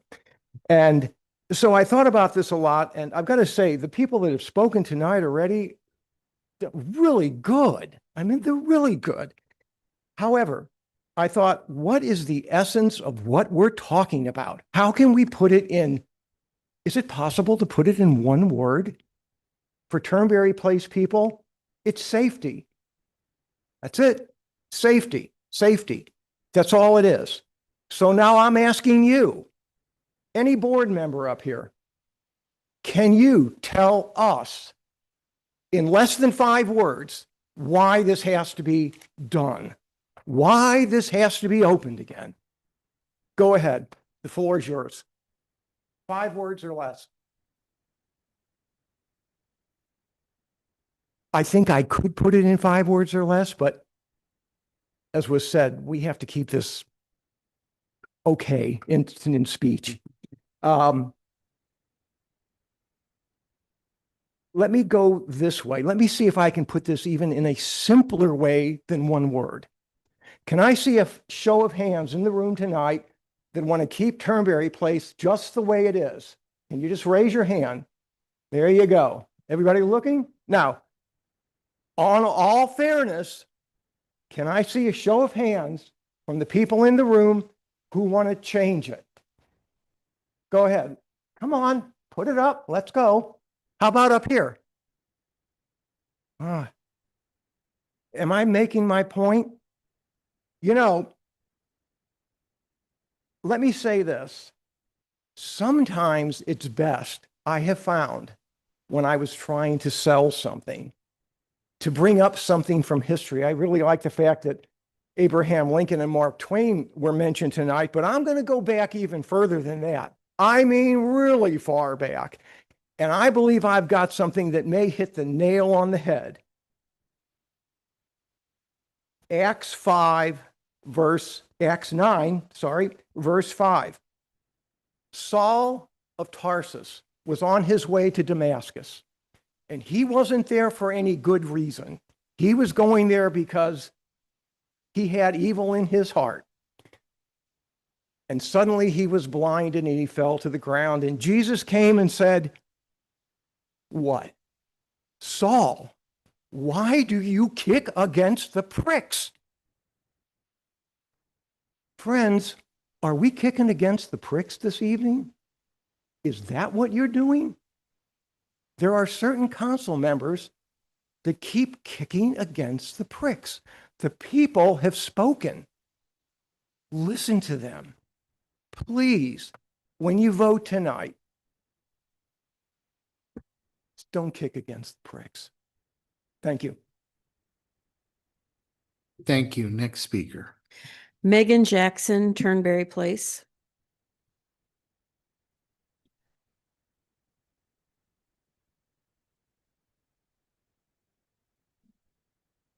Good evening, Mayor and Council members.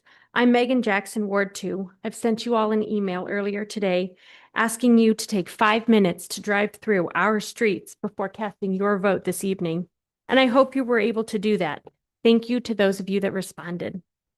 As I said, I'm from Turnberry neighborhood. I'm here because this decision endangers children and families, which should alarm every person in here. In 1996, as previously stated, Turnberry Place was restricted to emergency vehicle access only for safety. And those reasons are even more critical today. More people on cell phones. The road features 2 extremely steep segments, 18% and 22%. I know Joe says that it's less. However, I do believe we would need an unbiased evaluation to be sure. Making it hazardous. These severe slopes demand sharp turns and heavy braking, creating serious challenges for drivers, especially those unfamiliar with our neighborhood. Segment by segment, Turnberry Place has narrow lanes, extreme curves, limited sightlines, on-street parking, and high pedestrian activity, including children on the streets daily. These conditions make it suitable only for emergency vehicles and local access, not as a throughway. Emergency vehicles can already access the neighborhood without issue. So opening the intersection to non-emergency vehicles offers no public benefit, only increased risk to each and every one of us. Every school day, as a 3rd grade teacher, I say our school pledge with my students. I'll be honest, respectful, and responsible, and be the best person I can be. And tonight, I ask you to do the same. I work hard to fulfill this pledge every day in my own life and in our community. As a teacher, Girl Scout leader, Cub Scout leader, PTO member, and resident, I work to serve my community. While this is your job, you chose to take on a huge responsibility to serve us, the people, the residents. You need to do what's best for us, the people, our community. I am asking you to be honest with yourself and ask why. Why is opening our neighborhood to all non-emergency vehicles even up for debate? How is this going to help anyone? How will it help you? Please be respectful to the people who voted you into office. The everyday moms, dads, teachers, and their children. Please respect our need to keep our children safe. I also urge you to be responsible and take the safety and lives of Wildwood residents seriously. I must ask, why? Basic question, why? Why is the safety of our children being overlooked? Why are you proposing to spend $33,000 of taxpayer money on a project that introduces guaranteed danger?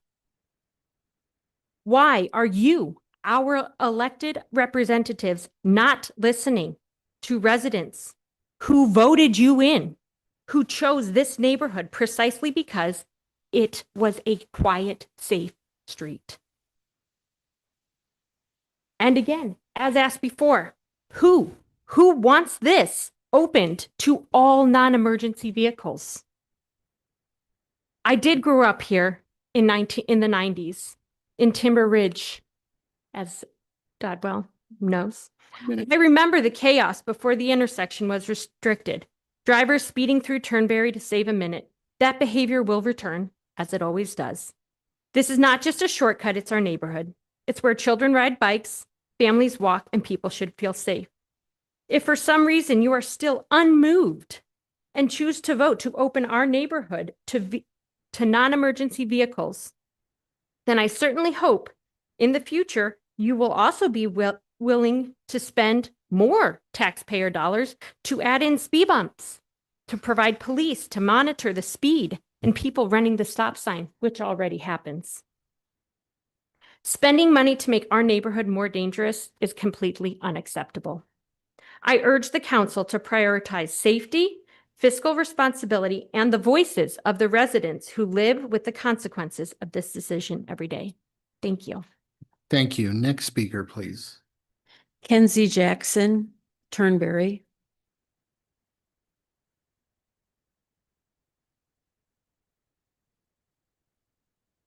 Hi, my name is Kenzie Jackson, Ward 2.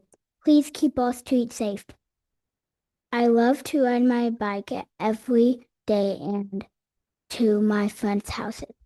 If you open our neighborhood to all noon emergencies, cause I want to be safe on my bike. I hope you have a very good day. Thank you. That's all for today. Thank you very much. Do we have any other speakers? Yeah. Amy File, Turnberry Place.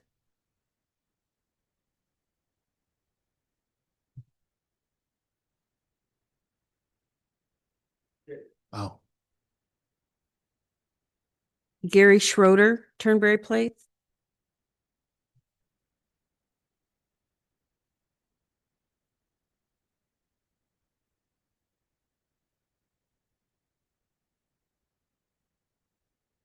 Hello. My name is Gary Schrader. I live at 326 Turnberry Place Drive in Wildwood, Ward 2. I'd just like to say I thank you all for all the jobs you guys have been doing here for many, many years. I know it's a tough job, a lot of responsibility, a lot of tough duties, whatever, a lot of work and some tough decisions to make. So we appreciate you making the right tough decision tonight. I would appreciate that. And I think we all expect you to make the right decision tonight. Changing the design, the condition of Turnberry Place Drive does nothing, I repeat, nothing to improve anything for the city of Wildwood or for its residents. But it does cause issues for the residents of Turnberry Place and for those that live right on Turnberry Place Drive. I believe it will lower the quality of my life and the value of my house. And I may not look like I got kids that are going to be riding their bike around on the street, and I don't. But I had 2 4-year-olds and a 1.5-year-old grandchild over. And some of you might be maybe more in that grandparent age. I mean, you want to put your grandkids out for that kind of problem where there's cars speeding through on narrow streets that are hilly, blind turns. So think about that. If maybe you're past the children's age, but think about it as a grandparent. So it's not every day, but it's enough that I don't want them to have a safety issue out there. Thank you for your time. Appreciate it. Thank you. Next speaker. Aaron Wagner wants to speak about Gemwald Estates.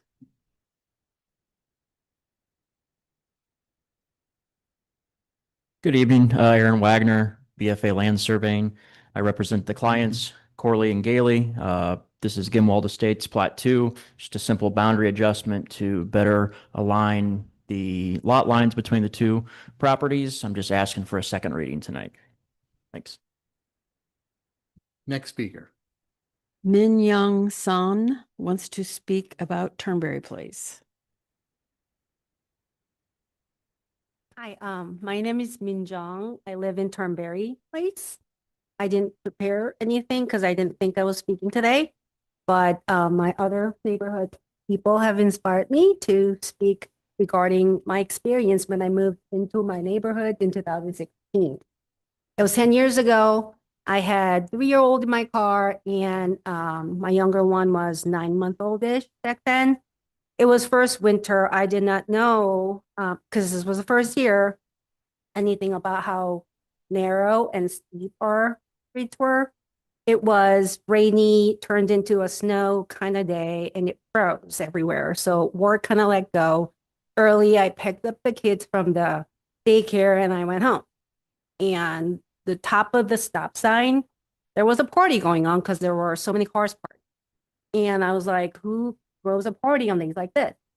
And I slowly start driving down. It was 5 miles an hour, I can guarantee you. And by the corner that Bridget was talking about, the blind corner, I immediately found out why. Because I had to choose which car I was going to run into. Because it was so slippery, I had to stop my car by running into some other neighbor's parked car. And I was stopped. I took all my kids out of the car, knocked on the neighbor's house, went in there, and I was stuck there for 2 hours, nursing my baby, waiting for my husband to get home, which eventually my neighbor came to rescue me. So we walked down home. I learned that we park up there because we can't drive down on those. And just to put it into perspective, to have public drive through that street, not knowing what the conditions of those streets are gonna be, it's not just our safety. I think it's safety of everyone that will be driving through that street that is in state. So I just wanted to speak and have you guys consider that point of view as well for everyone. Thank you. Thank you. Do we have any more speakers? Anyone else that wishes to speak? If you haven't filled out a card, this would be the time. And if you're online, if you do wish to speak, please use the raise hand feature. We'll look right now to see if there are any that appear. All right, doesn't look like it. So therefore, wait, did we have one more speaker? Okay, so yes, please come forward and speak, state your name, your ward number, and then I'm going to ask after you're done speaking, just so we have your information for the record, fill out a card and give it to our city clerk before you leave. My name is Narayana Swami. I live in 16202 Berry Hollow Court, which is not exactly on Turnberry Place, but I recognize all the issues that will come by opening up as to non-restricted, non-emergency vehicles. And I'm with Ward 4, I think, Turnberry Place. Ward 2, yeah, Ward 2. So I concur, even though my house doesn't lie right on Turnberry Place, but I do pass through it. I completely know how narrow it is and all the inclines and the declines on the street. So I just wanted to put my opinion as well. As everybody has spoken, it's a safety issue by opening it up to non-emergency vehicles. And it is a safety issue, not only, main big safety issue for children, plus safety issue in general for cars going through the neighborhood, current neighborhood too. So just wanted to register my opinions on about opening up that to non-emergency vehicles. Thank you. All right, thank you. Seeing that we don't have any, do we have one more speaker? Okay, same would go for you. Please come forward, speak, state your name and ward number, and then after you're done speaking, please fill out a card to give it to our city. I might have filled it out improperly or. Are you here to speak for a public hearing item? Yes. Is Okay, that we haven't next? gotten to that yet. Okay. We'll call your name up in just a moment. Thank you. All right, seeing that we don't have any more speakers under the public participation section, we are going to move on. Now, we do have several public hearings, but I do want to also see if we can address Bill number 5, Bill 3042, as soon as we can, so that all the folks that are here, if you do wish to just leave after that, you don't have to sit through the whole meeting. Of course, we welcome you to stay. Director Vunich, are these public hearings just strictly hearings, or are we looking for actions that coming out of these?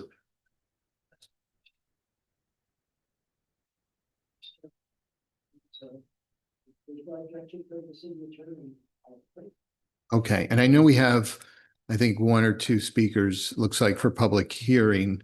So, I mean, City Attorney Young, do you have any recommendation on this? Should we proceed with the public hearing if we're just going to get a motion, what, to prepare legislation or so? Is that how that would work? Sure. Okay. Well, I think let's get those speakers up before us for these public hearings, and then we'll take care of these. And then when we get into legislation, we'll move Bill 3042 up to be the first one. All right. We need a motion to, let's see, handle these one by one, or, okay, so we do have to handle each one by one, and you need a motion to open the public hearing, or is that? Okay, so can we get a motion to open the public hearing for item number 12623 Center Avenue? These are waiver requests on the existing moratorium on demolitions of historic assets. Is there anyone that wishes to make a motion made by Councilmember Ottenberg, seconded by Councilmember Dodwell? All those in favor, please say aye. Aye. Aye. Anyone opposed or abstain? All right, motion is passed. Public hearing is now open for 2623 Center Avenue. Mr. Mayor, with your permission, I'll give the general overview for all 4 of the items that are being considered at the public hearings. And then if there's specific questions regarding the individual properties, the department will do its very best to answer them. As you know, back in January of this year, the City Council passed a moratorium on the removal of historic assets that are listed on the city's inventory. That moratorium was prompted by the removal of the Mary Cliff residence on the Marinus Retreat Center, probably one of the most important historic assets, not only to the city of Wildwood, St. Louis County, but Missouri and the Midwest region. The first item relates to a property on Center Avenue. That particular property is to become Ashley Grove, a new 11-lot residential subdivision in Town Center. There is an outbuilding located on the property that is to be retained where the current owner resides. That outbuilding is part of a new lot, and the applicant is requesting its removal. The department does not object to the removal, but would recommend it not be authorized until the Historic Preservation Commission has an opportunity to visit. So can I go ahead and do the other?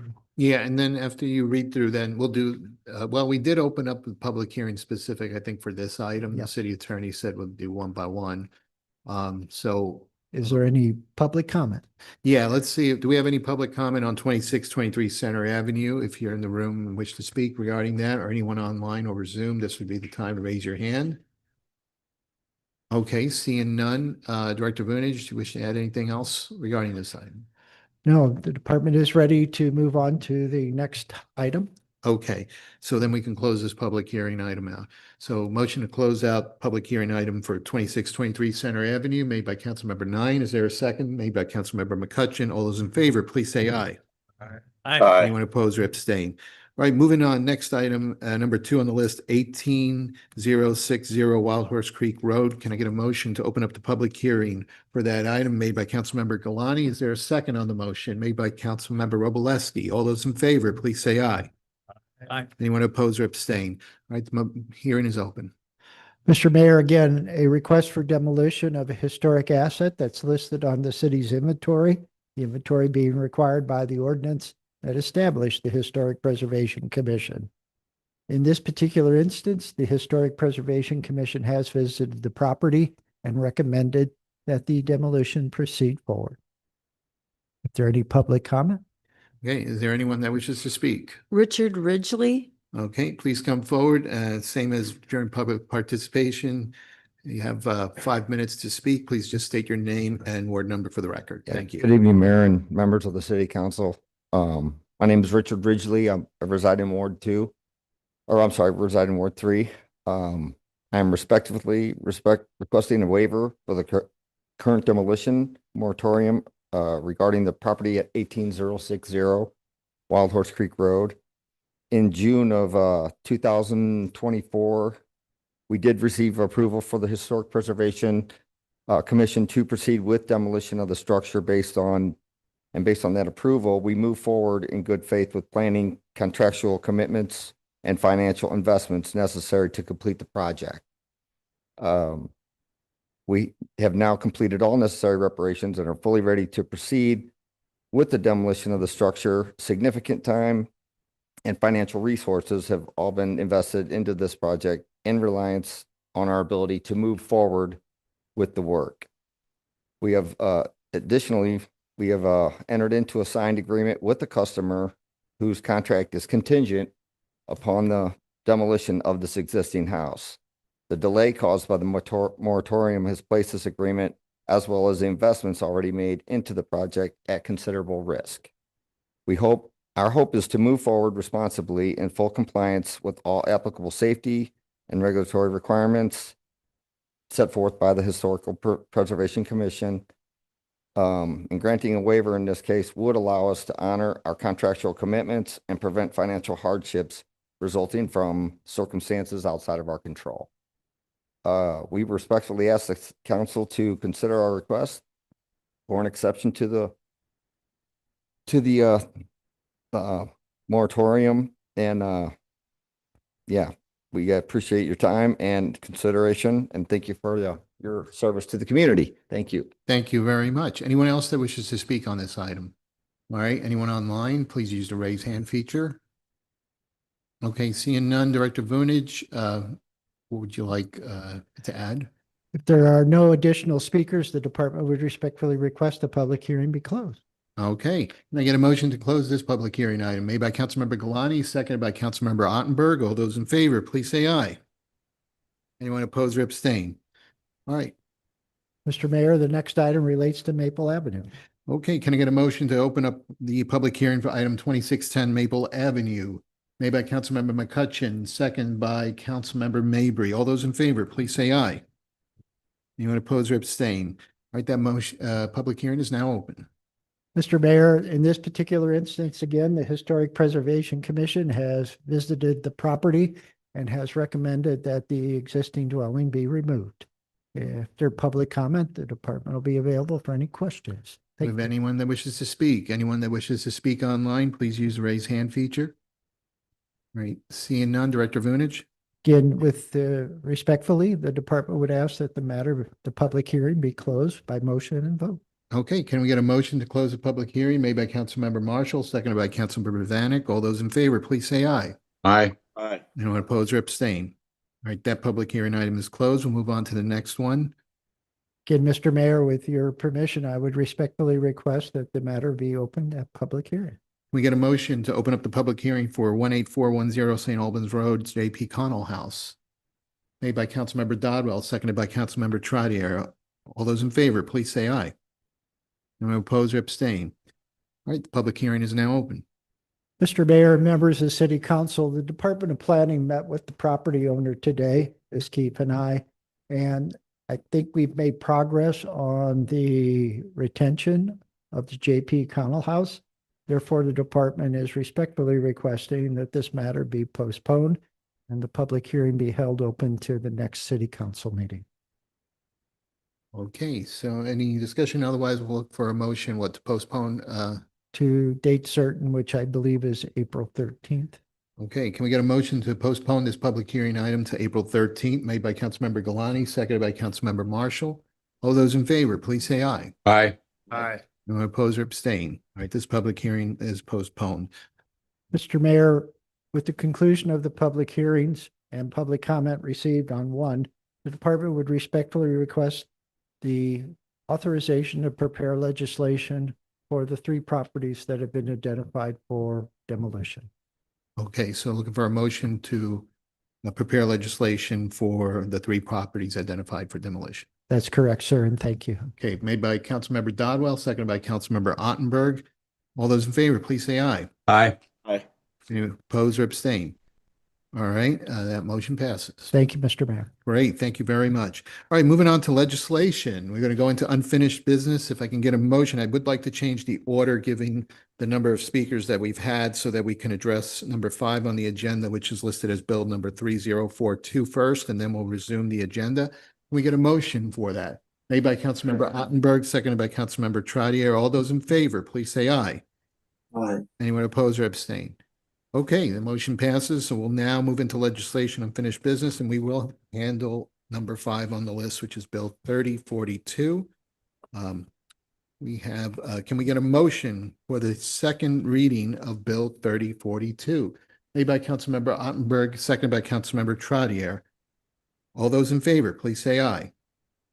Aye. Anyone oppose or abstain?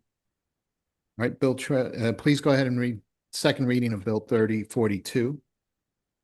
Bill 3042, an ordinance of the city of Wildwood, Missouri, authorizing the mayor to negotiate and execute a city contractor agreement on behalf of the city of Wildwood with Kelp Contracting Incorporated for the fiscal year 2026 concrete street and sidewalk replacement project, including other incidental items as shown on the project bid documents.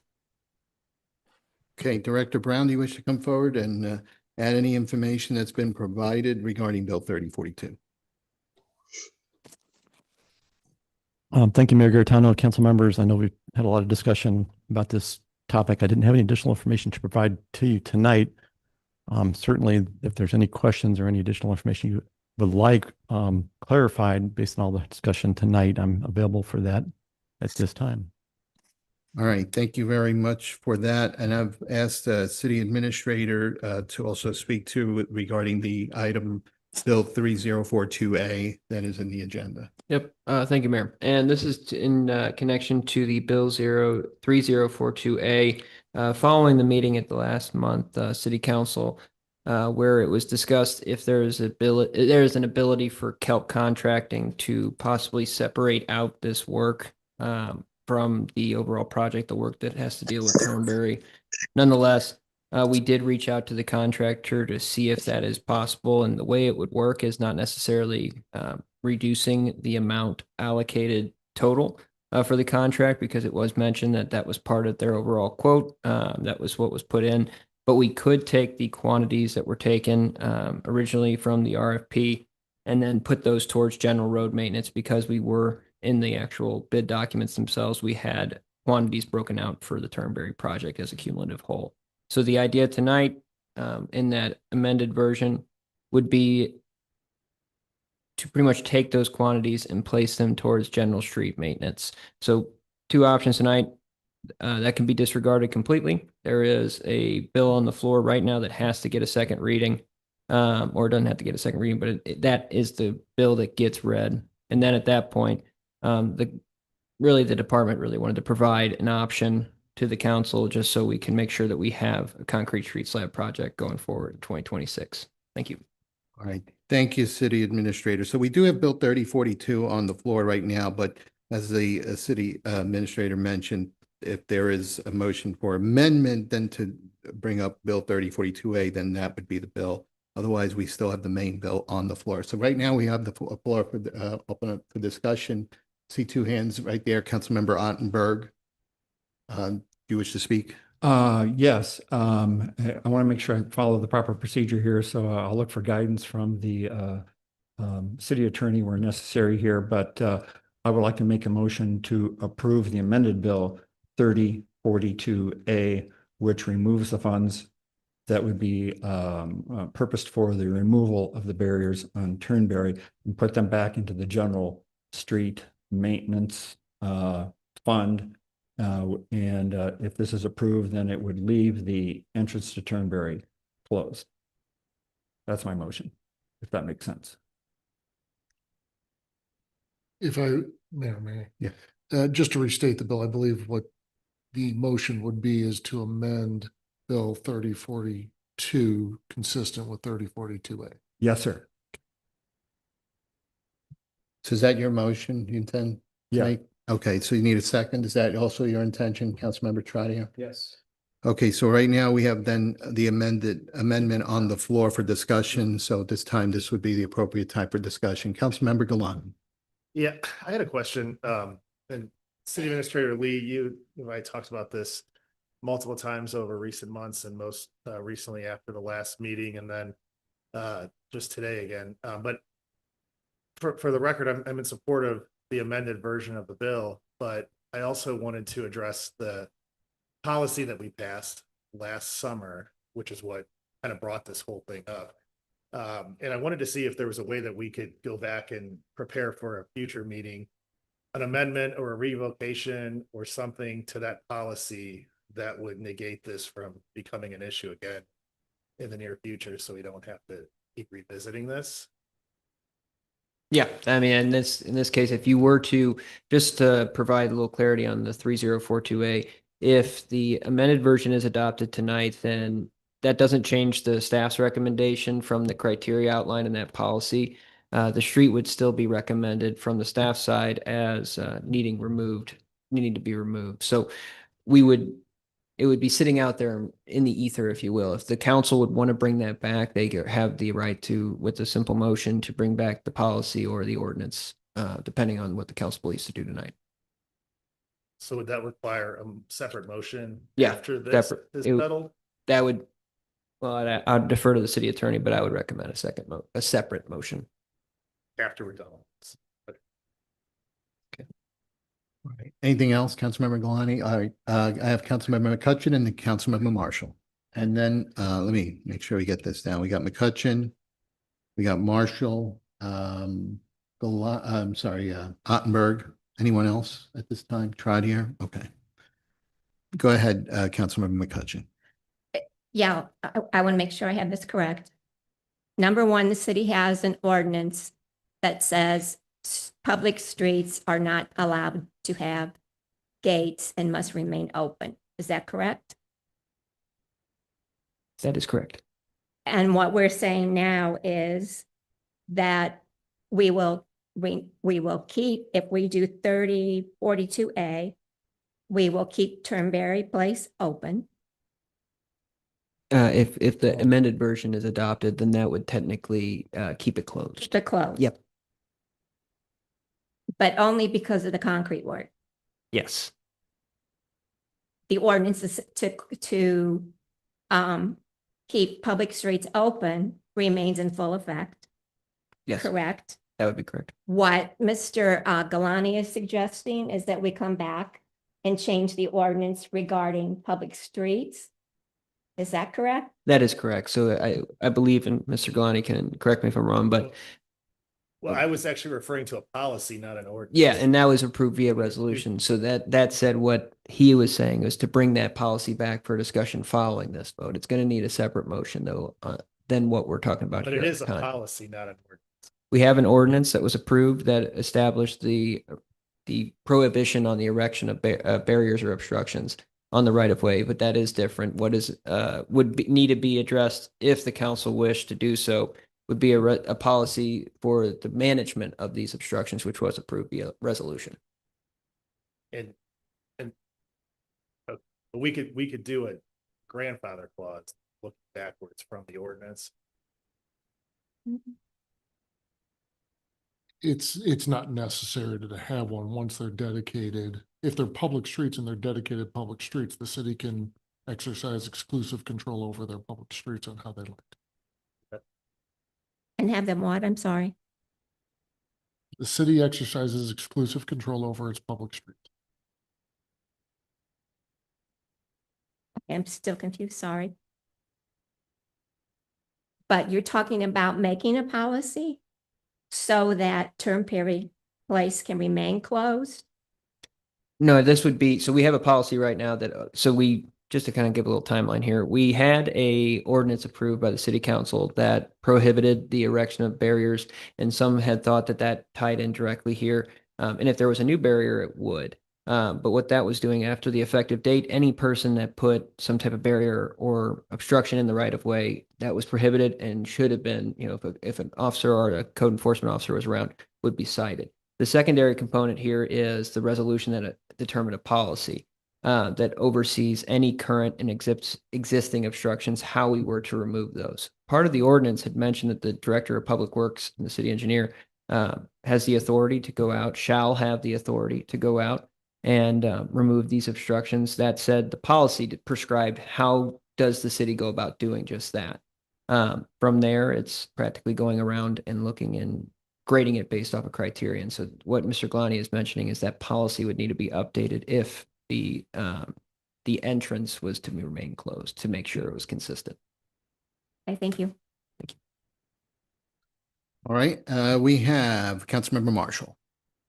Yeah, this has come up in the last 29 years. There were motions brought up before to just make it a private street and they take care of all the maintenance, the salting, everything else. And the council said, no, you just can't do that. We've got to try to figure out how to work through this. So I would just be cautious as we try to amend it and make it a subdivision specific, that you have a whole lot of private streets. We looked at all of the fire district gates, which were they were on private property, but they're not public streets. So the public street part that came forward from the Board of Public Safety was if the city maintains the street, the city maintains the fact that it should not have any blockage on that. So I just be cautious as we go forward and say, oh, well, we'll just pull this subdivision out. I was around from West Glen and I live on West Glen. It's a busy street, but everybody learns it's a busy street. Your kids don't ride out in the street. You have to try, and you can't park on both sides. And we see that all the way down to the school. So regardless, I think part of the issue is I would just be cautious when you try to do an amended ordinance for a specific subdivision, because that same ordinance or that same type of exceptions were treated to say, fine, you keep the street and you pay the hundreds of thousands of dollars to maintain and replace concrete. So just be careful what we do down the road. We have that issue to deal with. Thank you.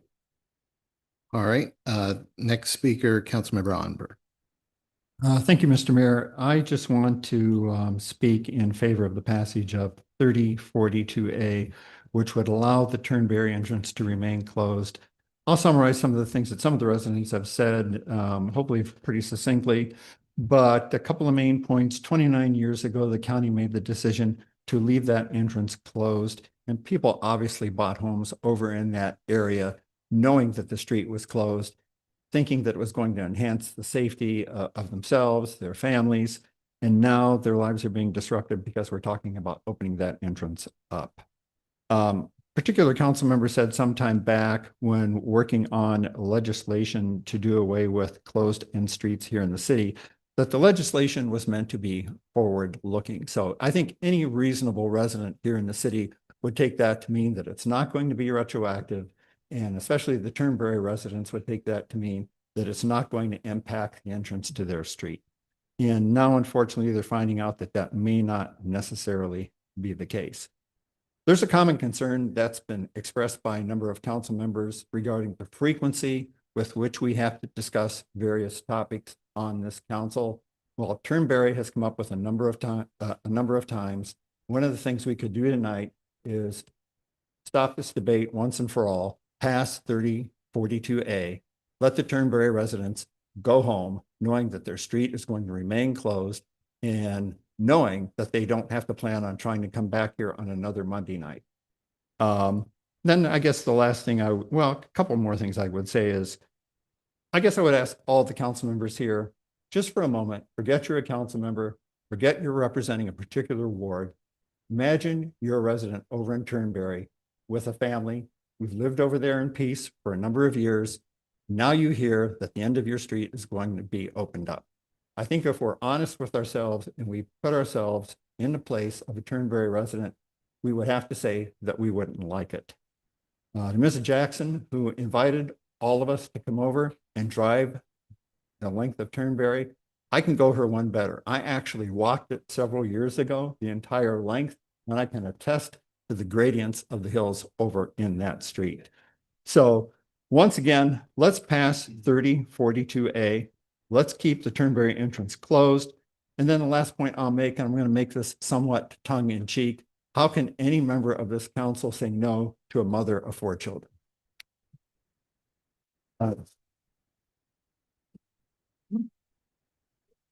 Councilmember Ottenberg, are you? Oh, I'm done. Yes, thank Okay. you very much. Thank you. Councilmember Trottier. So I can't sum it up any better than Mr. Ottenberg has. I think this is a common sense matter. For clarity, Bill 3042 is the greater concrete work throughout the city of Wildwood. Unfortunately, the Turnberry project was put into that, which does not make sense in the first place. So in support of 3042A, that needs to be removed. Let's get the rest of the concrete work in Wildwood off to the races and going. I think that's what all residents in all wards want. But to add some clarity to how we got here, there was an ordinance that was mentioned by at least 5 different council members and the mayor and the director of public works to be forward-looking.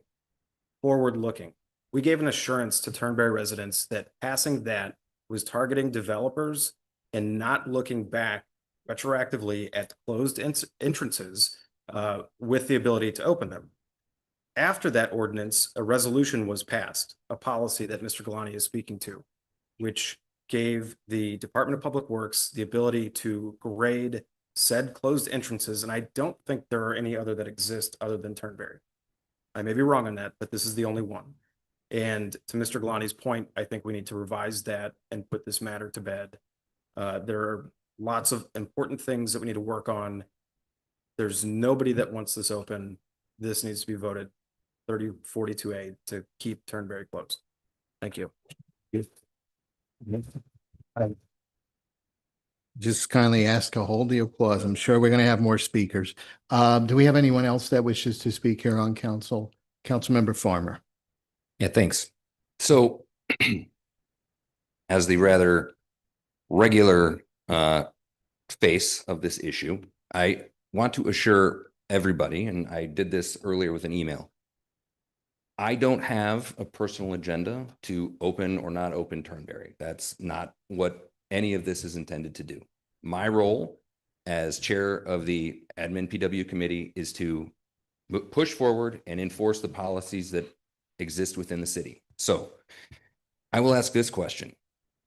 Mr. Young, legally speaking, and I'm going to implore you to say this in plain legal language, what if 3042A, which as I did when we did this the last time over the summer, passes, I think it's probably going to pass, but I'm saying this because I want everybody in this room to understand what this is actually doing. Mr. Young, legally speaking, what does Bill 3042A do for the residents of Turnberry? It simply passes the agreement for the concrete work in the city with the exclusion of any work on Turnberry. For how long? Until the council decides otherwise. Or until another project. There is no date that is set to that, correct? And so here's where my next question goes. And I appreciate Mr. Galani bringing this up because I could be misremembering this, but I seem to recall when we had this conversation 9 months ago, Mr. Galani said, can't we just do a grandfather clause for these people and be done with this? And your answer was? I don't recall that. I do. It was no. Here's how I know. We have wasted an inordinate amount of our time, their time, stressing people, stressing money to do something that we could have effectively done 9 months ago. The idea with this was Bill 1, which was in fact designed to be forward leaning, but doesn't legally mean that it doesn't apply backwards. So correct me if I'm wrong, Mr. Young, if somebody were to drive through the ballards that are at the top of Turnberry right now and knock them off, are the residents, the HOA of Turnberry, which is charged with taking care of that place, if they reinstall those, are they in violation of our ordinance of obstructing roads? They have no authority to reinstall those. The city, there's no contract between Turnberry and the city. Here's what I'm asking. The agreement, unless I am misunderstanding the agreement, was the HOA of Turnberry, and I would look over here to ask them because I think they know this. The HOA of Turnberry takes care of the plastic ballards at the intersection of Strecker and Turnberry. It has been that way since it was closed. The HOA is in charge of caring for that space. Once the city closed it, the HOA takes care of it. That is what the agreement was. And so, through no fault of anyone's, if somebody drives through that intersection and those ballards are knocked down and then replaced, is the HOA in violation of the ordinance as it currently stands about gates, blockages, and obstructions in a public roadway? No, They're not. no, because they have no right to enter onto the public right of way and put that in. There is no agreement that I'm aware of. What I'm saying is, like, so if somebody drives, what I'm asking is if somebody drives through, right, and now there are no more obstructions, what happens? They stay down until the city decides to do something about it. The city doesn't do anything with them. Tom, help me out. Does the city, Rick, do we do anything with those ballards? No, we've deferred to the HOA. Generally, we've taken a hands-off approach and allowed them to restore them. Okay, so they would not legally be able to do it. The city would not legally be able to do that, correct? The city could legally do it because it's the city streets. But we have an ordinance that says we can't block public roadways. The city's ordinance is a zoning and subdivision regulation about approving the installation. So it is blocked because it's not it is not a flow through. Here's what happens. Anything, the way it is written, any subdivision that came in and wanted to put something up, they can't. That's what was designed. Okay. So my question is, we have an ordinance that says these things shouldn't be there. We have had a scoring matrix that has scored these things a certain way. What is the legal risk that the city now takes on? And by the way, I hope we fix this thing next month. I wish we would have fixed it 9 months ago, because while I expressed to our friends over here, I think it's awesome. Public participation is great. I think getting kids involved is a great thing. I don't think it's okay to consistently stress people out in a confusing spiral of nobody knows what is going on. And that's effectively what's happening, because all this bill does is changes how much money is spent where on concrete. It doesn't do anything else. So do I think that somebody up here is going to say, let's go open that up? Probably not. But that's not to say that somebody can't, because it doesn't change anything. And I want the people to realize that, not as a threat. I'm trying to help you to understand. The policy that was passed makes a legal risk to the city, correct? We have now a legal score that says that this thing should be removed. Public safety has said it should be removed. All of that exists. Am I incorrect on that? Public safety did recommend removal and said all obstructions in the right of way should be removed. So I would ask this, and God forbid, I hope it doesn't happen. But if something really bad happens in there and somebody is injured or has a heart attack or whatever, firefighters, police, whatever it is, can't get in there in time, how much additional legal risk does the city now assume because we've said this is a bad thing? Just, sorry, let me just pause for a second. This is the time for the council to discuss, unfortunately. So And I want to be it's clear, for no burst. I'm not trying to belabor this thing at all. I may seem that way. I'm trying to help us get to an actual legal solution to this problem so that we don't ever have to have the conversation again.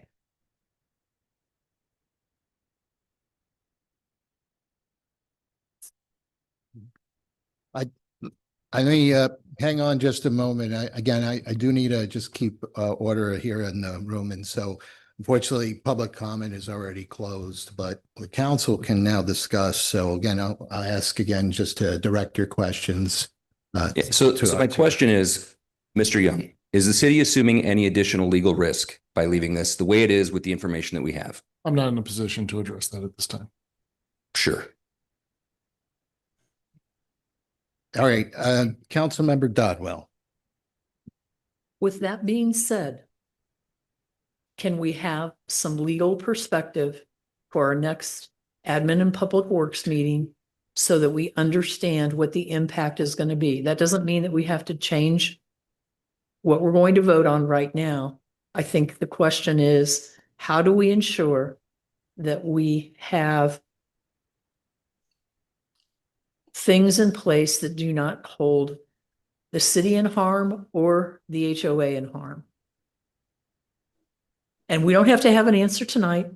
Like I said, can we please move this to the next to the next planning, excuse me, And- Admin and Public Works meeting so that we can have a clearer discussion on moving forward with all of these types of situations effectively.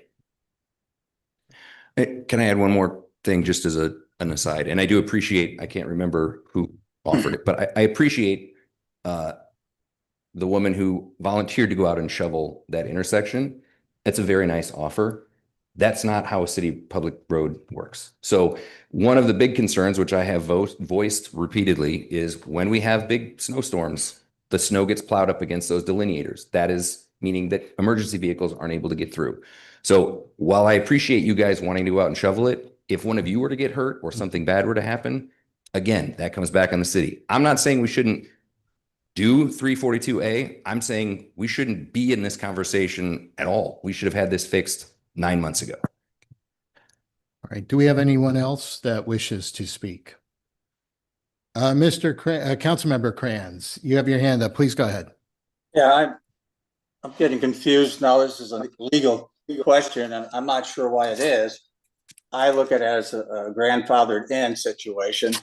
So when you talk about lawsuits, I guess there's got to be some sort of liability. And this thing has been going on for what, 30 some years. I don't know of anybody getting hurt or complaints, or it sticks out as a dangerous area. To me, it's a safe area. So I wouldn't get too involved in this legality thing because it's confusing. What we're doing here is simply picking a fight with the Turnberry residents. And it's been in existence for 30 years, no complaints. And I'm for leaving it closed. It makes sense. We're just stressing the residents out. It's just confusing the issue. It's considered grandfathered in, and that's as legal as it gets, in my opinion. So those are my comments. Thank you. Anyone else wishes to speak? All right, Councilmember McCutcheon. Okay. So for clarification, if we vote yes on 3042A, all that means is there will be no concrete work done at the intersection of Turnberry and Strucker. Is that correct? Yes, You repeat the project will move forward. We will continue the project. We just won't do the work on Turnberry. It does not have any bearing on whether the street will remain closed or remain open in perpetuity. Is that correct? I would say if the bill as originally proposed and introduced is approved, then the obstruction will be removed as part of our concrete slab project for 2026. So it would be removed and permanently so. No, I'm saying if 3042A is passed, it still does not state, we are not saying that we will keep Turnberry Place closed. It does not say we will open Turnberry Place. Yep. This really is not a decision on the open or the closure of Turnberry Place. That's correct. It is merely on concrete work. Yep. Is that correct? That's correct. Thank you. Okay, I do have a couple of comments related to this. First, I want to recognize someone, Gary Schrader, who's back there. Gary, for those that remember back in the Pond Grover Loop Road debate, he spent many times at the podium talking about why that road shouldn't go through. So good to see you back on talking about roads, Gary. He knows a lot about this stuff. So, but really, what I do want to talk about, a couple of comments here. Last June 2025, when this topic was before the council, I remember there was a small group from Turnberry. I know Cheryl Amani. I don't think I see her here, but I think she knows everyone. So she probably is okay that I'm mentioning her name. And, they were very concerned about the whole topic of Turnberry being open.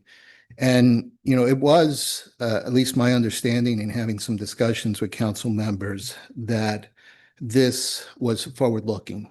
And I assured Cheryl, this is what I'm hearing. This is forward-looking. This is not going to affect you. And I believe that was the message that was communicated by the council that night. And, typically when there's laws, they are applied prospectively. They're forward-looking. Like the seatbelt law didn't go into effect and the police didn't start ticketing people for not wearing their seatbelts before the law. It's unless it specifically states something. They're forward-looking. And I thought this is what this is doing too. I thought, okay, fine.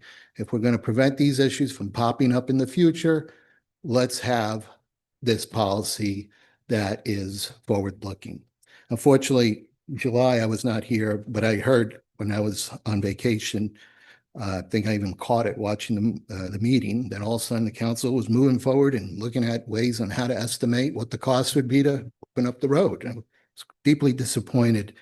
I felt like it was a betrayal and, that we lost the trust of the folks that we had talked to here.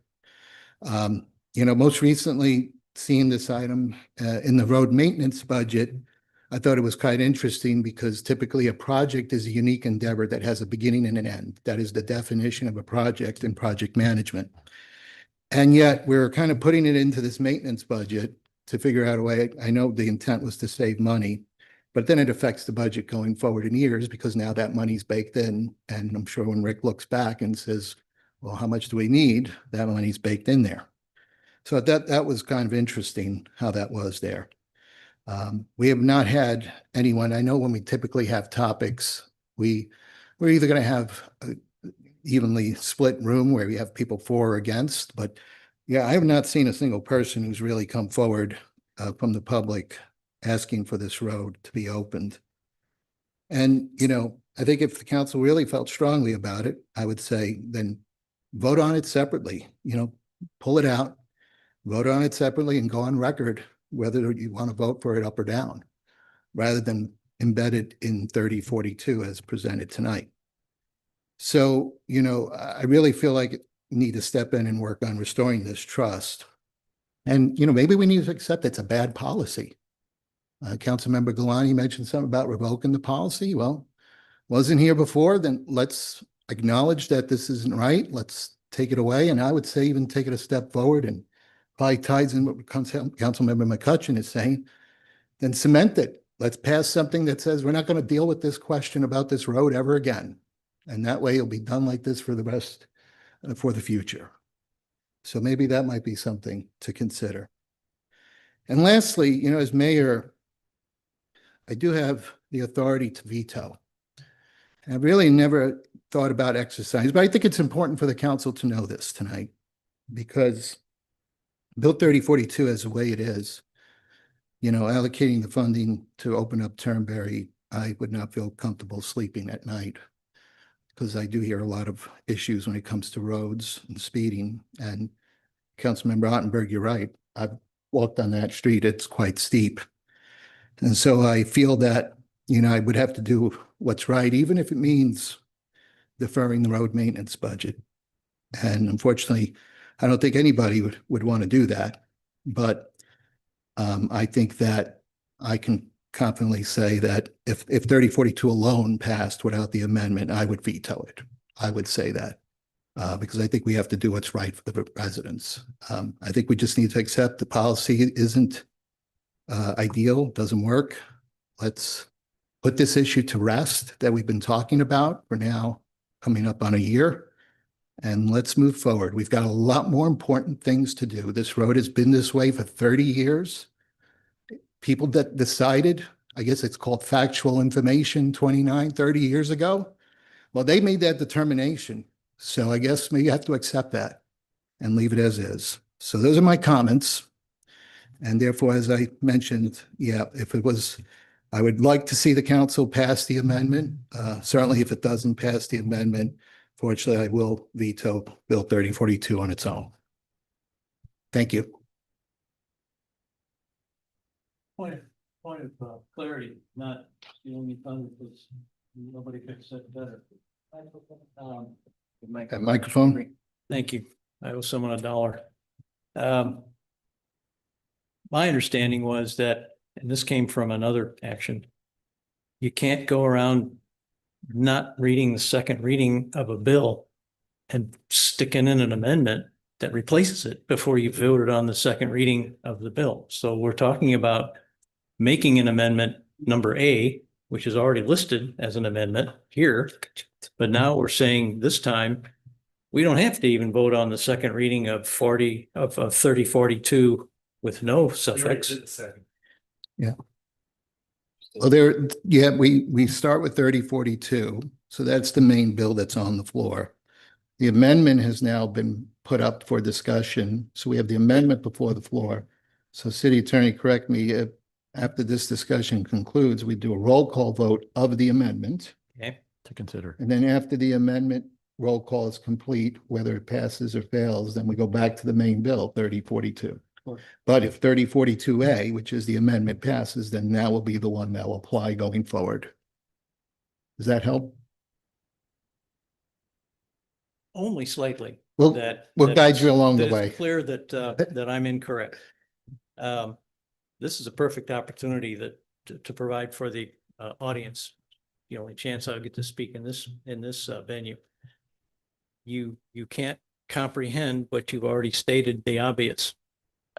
Serving the public, serving in a role as this, is the hard thing you can do when you are set to doing what your understanding is of the role and the requirements and the duties of a public official.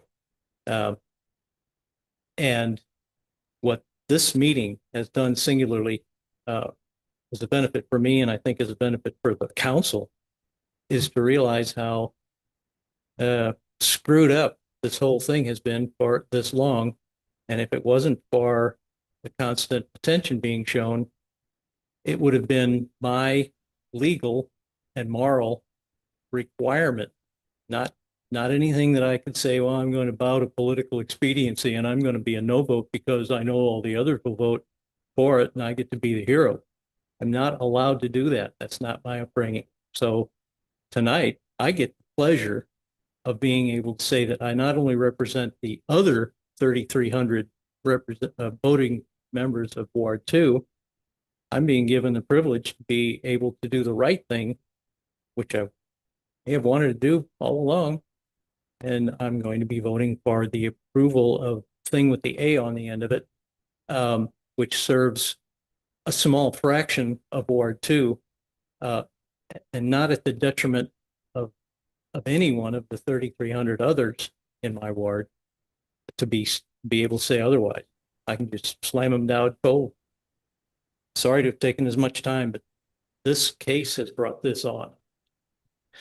All right. Any you, other Mayor. discussion? Otherwise, we do have the amendment on the floor that we'll do a roll call vote. Okay. Go ahead.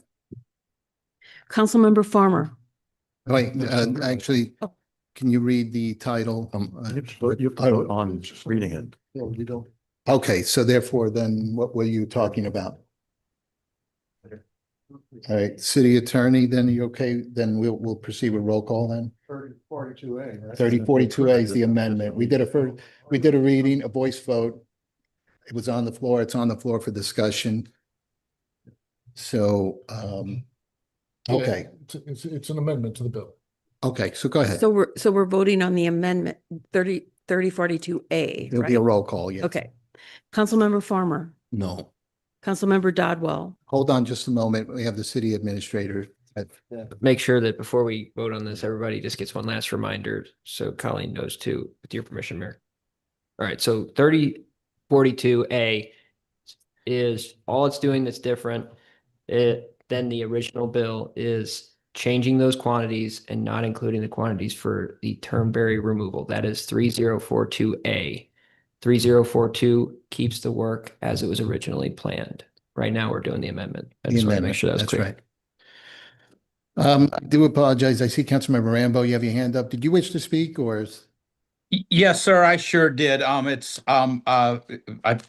didn't want to jump up and wave my arms, but yeah, I just wanted to say that I am, as everyone knows, I'm always swayed by the wishes and the welfare of children. And I am very much in favor of leaving this closed, except that it's a public street.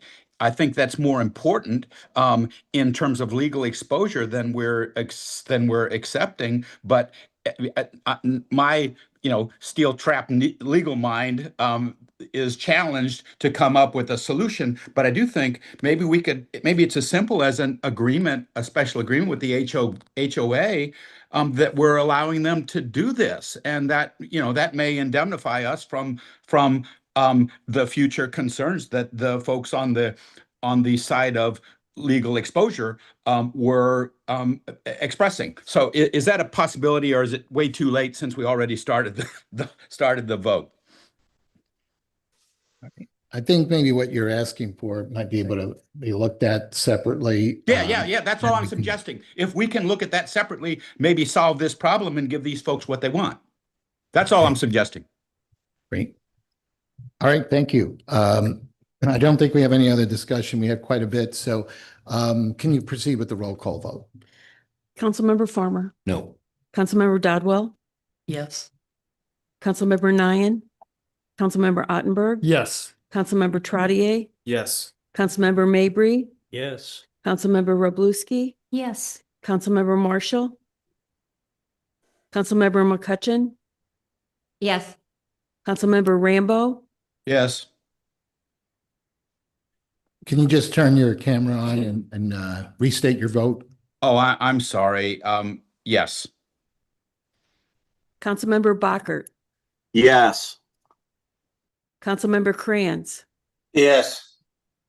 Councilmember Vanek, Yes. Councilmember Albers, Yes. Councilmember Galani. Yes.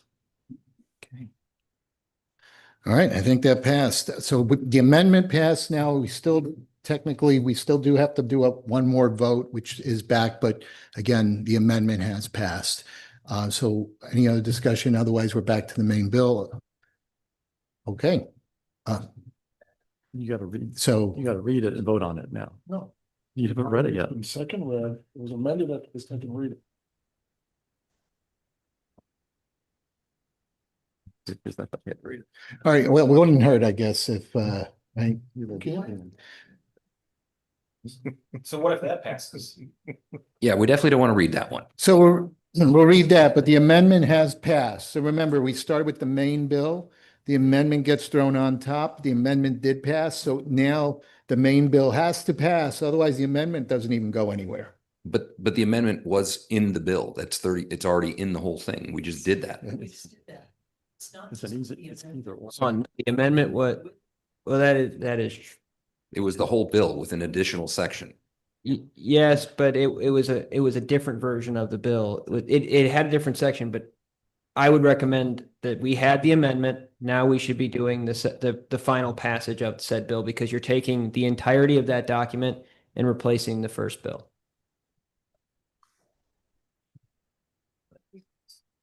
All right, city attorney, do you want to clarify that? Yeah, just to be clear, the presentation of the A bill was just suggested as an amendment, should there be one be desired. After the second reading of the bill, motion was made to amend it consistent with subsection A, or with the new A. When that passed, the bill was amended consistent with A, version A, and now version A is the bill subject to final passage. So we're reading the A bill, not the original bill. And again, the title is the same. The title's identical, so there's no need to read it again. It's been read second times and subsequently amended. This is consistent with every amendment that's been done on any bill. Okay. All right, so you go ahead and read it, title, just for the, so we have it, and then we're gonna do a roll call. Correct. Go ahead, Ready? Colleen. Yep. Bill 3042, an ordinance of the city of Wildwood, Missouri, authorizing the mayor to negotiate and execute a city contractor agreement on behalf of the city of Wildwood with Kelp Contracting Incorporated for the fiscal year 2026 concrete street and sidewalk replacement project, including other incidental items as shown on the project bid documents. Thank you. All right, so now that we've had lengthy discussion, again, this is just one more roll call vote. So If we vote yes, voting for the rest of the three. 3042, and that is correct. Turnberry would not be included if you vote yes, because the amendment already took care of that piece. The bill includes Turnberry replacement. That's what we're voting. You're voting on 3042 as amended, which was presented as 3042A. As amended. 3042A is the amended bill.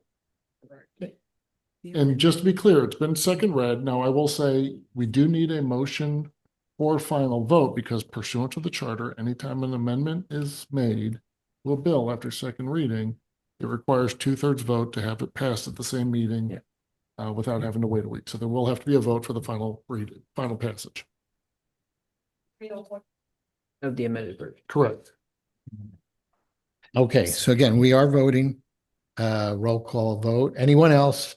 I know this could be a little confusing, but I think we are ready now. Go ahead, Colleen. I thought he said that we needed another motion to approve Yes, it. we'll need a motion to waive the 1 week posting requirement after amendment of the charter. Okay, so we have a motion. Is there someone that wishes to make the motion? Councilmember Trottier, second, Councilmember Galani.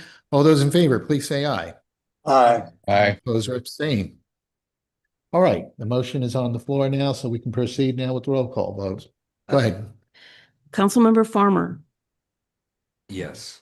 Councilmember Dodwell, Yes. Councilmember Nyan, Yes. Councilmember Ottenberg, Yes. Councilmember Trottier, Yes. Councilmember Mabry, Yes. Councilmember Robluski, Yes. Councilmember Marshall, Yes. Councilmember McCutcheon, Yes. Councilmember Rambo, Yes. Yes. Councilmember, Sorry. Councilmember Bockert, Yes. Councilmember Crayons, Yes. Councilmember Vanek, Yes. Councilmember Albers, Yes. Councilmember Galani. Yes. Okay, that passes. All right, that concludes that item, Bill 3042. Of course, we've got plenty more bills to read through. Thank you. Councilmember Galani, did you want to make a motion? Yeah, so that we don't have to go through the process we've been through tonight and last meeting, and for the sake of the residents as well as the council and everything, to rehash this over and over again. What can we do, City Attorney Young, right now without sending this back to committee or re-looking at different things? I think we've exhausted all of those different angles for months and years now. So is there something we can do right now by way of revoking, amending, adjusting, whatever it can be, to where we put this to bed, to where it's not, Turnberry specifically is not in violation of our policy or our ordinance moving forward? I'd have to review that in detail. I can answer that tonight off the top of my head. Okay, I tried. Okay. All right, Councilmember Trottier. Can we make a motion to that effect to begin this review process? Director Come back to the Vunich, next I think you have a comment, and then maybe we can get you an answer if he's coming up to speak about something, if he's got an idea. Historically, this particular subdivision is governed by a planned environment unit. That planned environment unit was approved by the St. Louis County Council and required Turnberry Place Drive to be a through street to make connections to Strecker Road and Clayton Road. Since the city attorney mentioned it's the authority under the zoning and subdivision codes, I would suggest we amend the PEU and now not make it a through street, and the policy could stay in place or some akin to that. So we could do it maybe through the zoning and subdivision ordinances. I turn that over to the city attorney.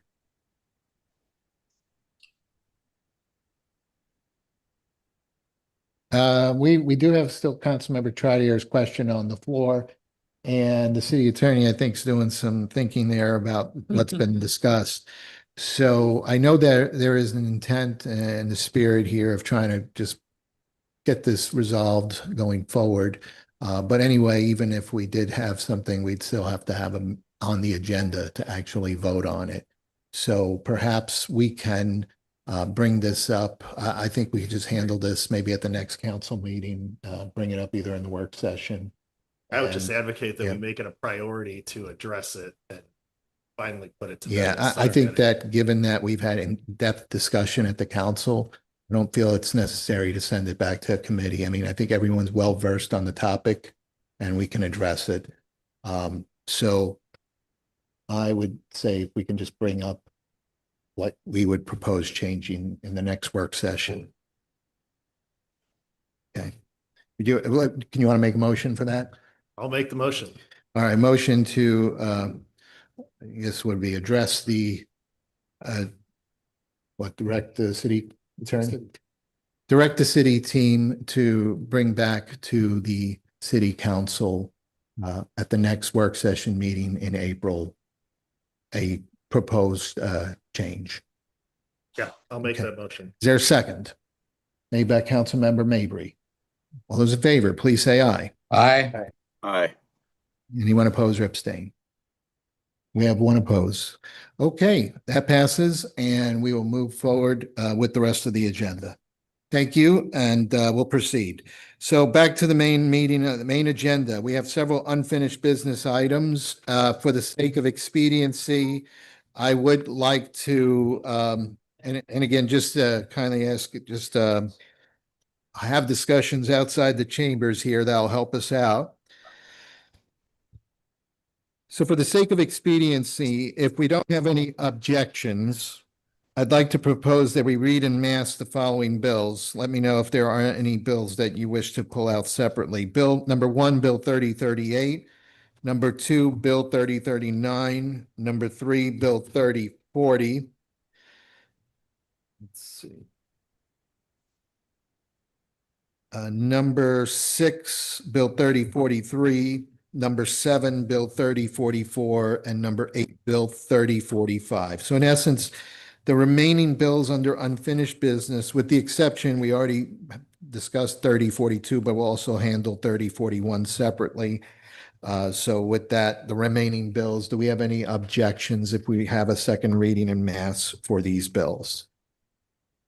All right, seeing none, then can I, is there a motion for the second reading of bills 3038, 3039, 3040, 3043, 3044, and 3046? Is there a motion made by Councilmember Ottenberg? Is there a second made by Councilmember Galani? All those in favor, please say aye.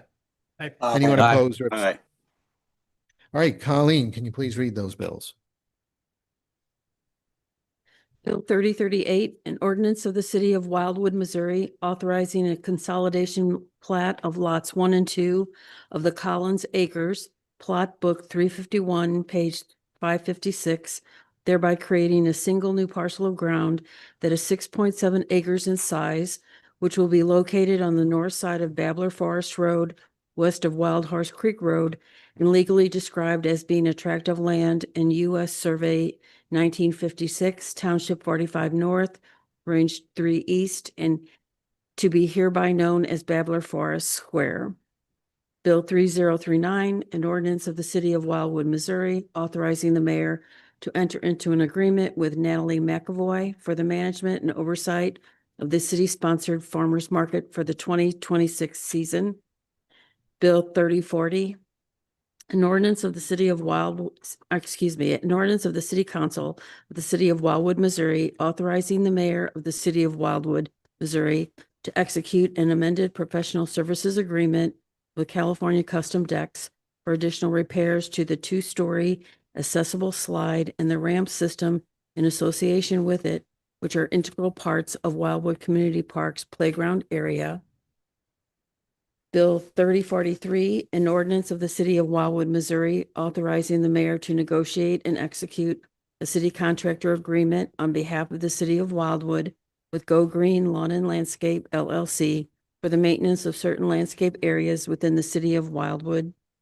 Bill 3044, an ordinance, 3044, an ordinance of the city of Wildwood, Missouri, authorizing the mayor to negotiate and execute a city contractor agreement on behalf of the city of Wildwood with Go Green Lawn and Landscaping LLC for the maintenance of certain stormwater management areas within the city of Wildwood. Bill 3045, an ordinance of the city, 3045, an ordinance of the city of Wildwood, Missouri, authorizing the mayor to negotiate and execute a municipal stormwater grant agreement with the Metropolitan Sewer District, MSD, which allows the city to participate in stormwater projects that will reduce flooding and erosion within MSD's service area and within the city of Wildwood.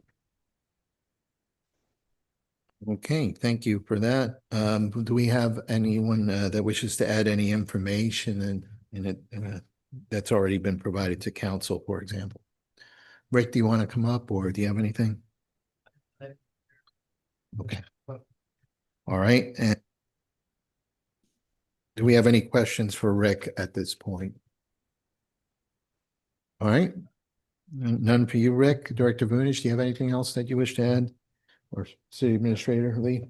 None of these ones are available for any questions, but you guys pulled the ones that we're going to talk about. Okay, seeing no, do we have anything else from the council? Otherwise, then we'll proceed with a roll call for final passage. Councilmember Farmer, Yes. Councilmember Dodwell, Yes. Councilmember Nyan, Councilmember Ottenberg, Yes. Councilmember Trottier, Yes. Councilmember Mabry, Yes. Councilmember Roblewski, Yes. Councilmember Marshall, Yes. Councilmember McCutcheon, Yes. Councilmember Rambo, Yes. Councilmember Bockert, Yes. Councilmember Crayons, Yes. Councilmember Vanek, Yes. Councilmember Albers, Yes. Councilmember Galani. Yes. Okay, that passes. We're going to come back to one of the other bills that's under unfinished business, which is Bill 3041 before the council for second reading. Is there a motion for a second reading of Bill 3041? Made by Councilmember McCutcheon. Is there a second? A second for the second reading, Councilmember Dodwell. All in favor, please say aye. Aye. Anyone oppose or abstain? Colleen, please read Bill 3041. Bill 3041, an ordinance of the City Council of the City of Wildwood, Missouri, authorizing a series of change orders for the Village Green Phase 1 project with Bombshell Construction Services LLC for certain enhancements to the project's original design components and other specific corresponding work that has been set forth in the attached information while amending the current contract to reflect such. Director Vunich. Mr. Mayor, members of City Council, if there are any questions regarding the individual change orders or anything relating to the items in the bill, the department would be glad to answer them at this time. We have anything from the council for Director Vunich or any discussion on the matter? And Director Vunich, given the comment that we heard earlier, then is this where this bill would then address it? No, the particular change order that Mr. Dobb mentioned during public participation was included with the update of the Village Green Phase 1 project, but that will go to committee with the permission of the chair, Planning and Parks, and it'll be discussed there before any recommendation is presented to City Council. Okay, great. Thank you very much. All right, seeing there's no other discussion, then can we have roll call for passage of Bill 3041? Councilmember Farmer, No. Councilmember Dodwell, Yes. Councilmember Nyan. I'm sorry. Yes. Councilmember Ottenberg, Yes. Councilmember Trottier, No. Councilmember Mabry, No. Councilmember Roblewski, Yes. Councilmember Marshall, Yes. Councilmember McCutcheon, Yes. Councilmember Rambo, Yes. I mean, I'm sorry. I meant to say no. I apologize. Councilmember Bockert, No. Councilmember Crayons, Yes. Councilmember Vanek, Yes. Councilmember Albers, Yes. Councilmember Galani. Yes. What's the number? Oh. 10 yes? That passed. Okay, that passes. All right, moving on, then that concludes all the finished business. We'll move into new business. We have several bills here. I'll also ask if we can read these en masse and see if there's any objections to any of these here. Bill 3047, which is number 1. Number 2, Bill 3048. Number 3, Bill 3049. Number 4, Bill 3050. Number 5, Bill 3051. And number 6, Bill 3052. Any objection to reading all these en masse? All right. Can we get a motion for the first reading of these bills? Made by Councilmember Ottenberg. Is there a second? Made by Councilmember Trottier. All those in favor, please say aye. Aye. Aye. Anyone oppose or abstain? All right, Colleen, please go ahead and read these bills. Bill 3047, an ordinance of the City of Wildwood, Missouri, authorizing the mayor to negotiate and execute a city contractor agreement with Go Green Landscaping Incorporated for the installation of certain landscape areas within the city. Bill 3048, an ordinance of the City of Wildwood, Missouri, authorizing the mayor to negotiate and execute a professional services agreement with CB Engineering Incorporated, doing business as Cochran, for construction inspection and materials testing services for capital improvement projects for the city.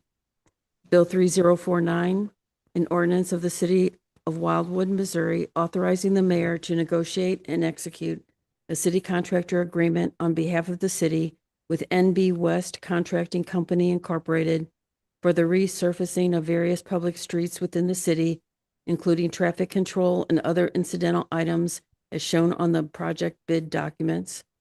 Bill 3050, an ordinance of the City Council of the City of Wildwood, Missouri, authorizing a boundary adjustment plat of lots 5 of the amended Gemwald Estates adjusted parcel 1 of boundary adjustment plat being part of the southwest quarter of Section 4, Township 44 North, Range 3 East of the 5th Principal Meridian, more specifically located on the south side of Hart Road, west of its intersection with Wild Horse Creek Road, and to be hereafter known as Gemwald Estates Plat 2.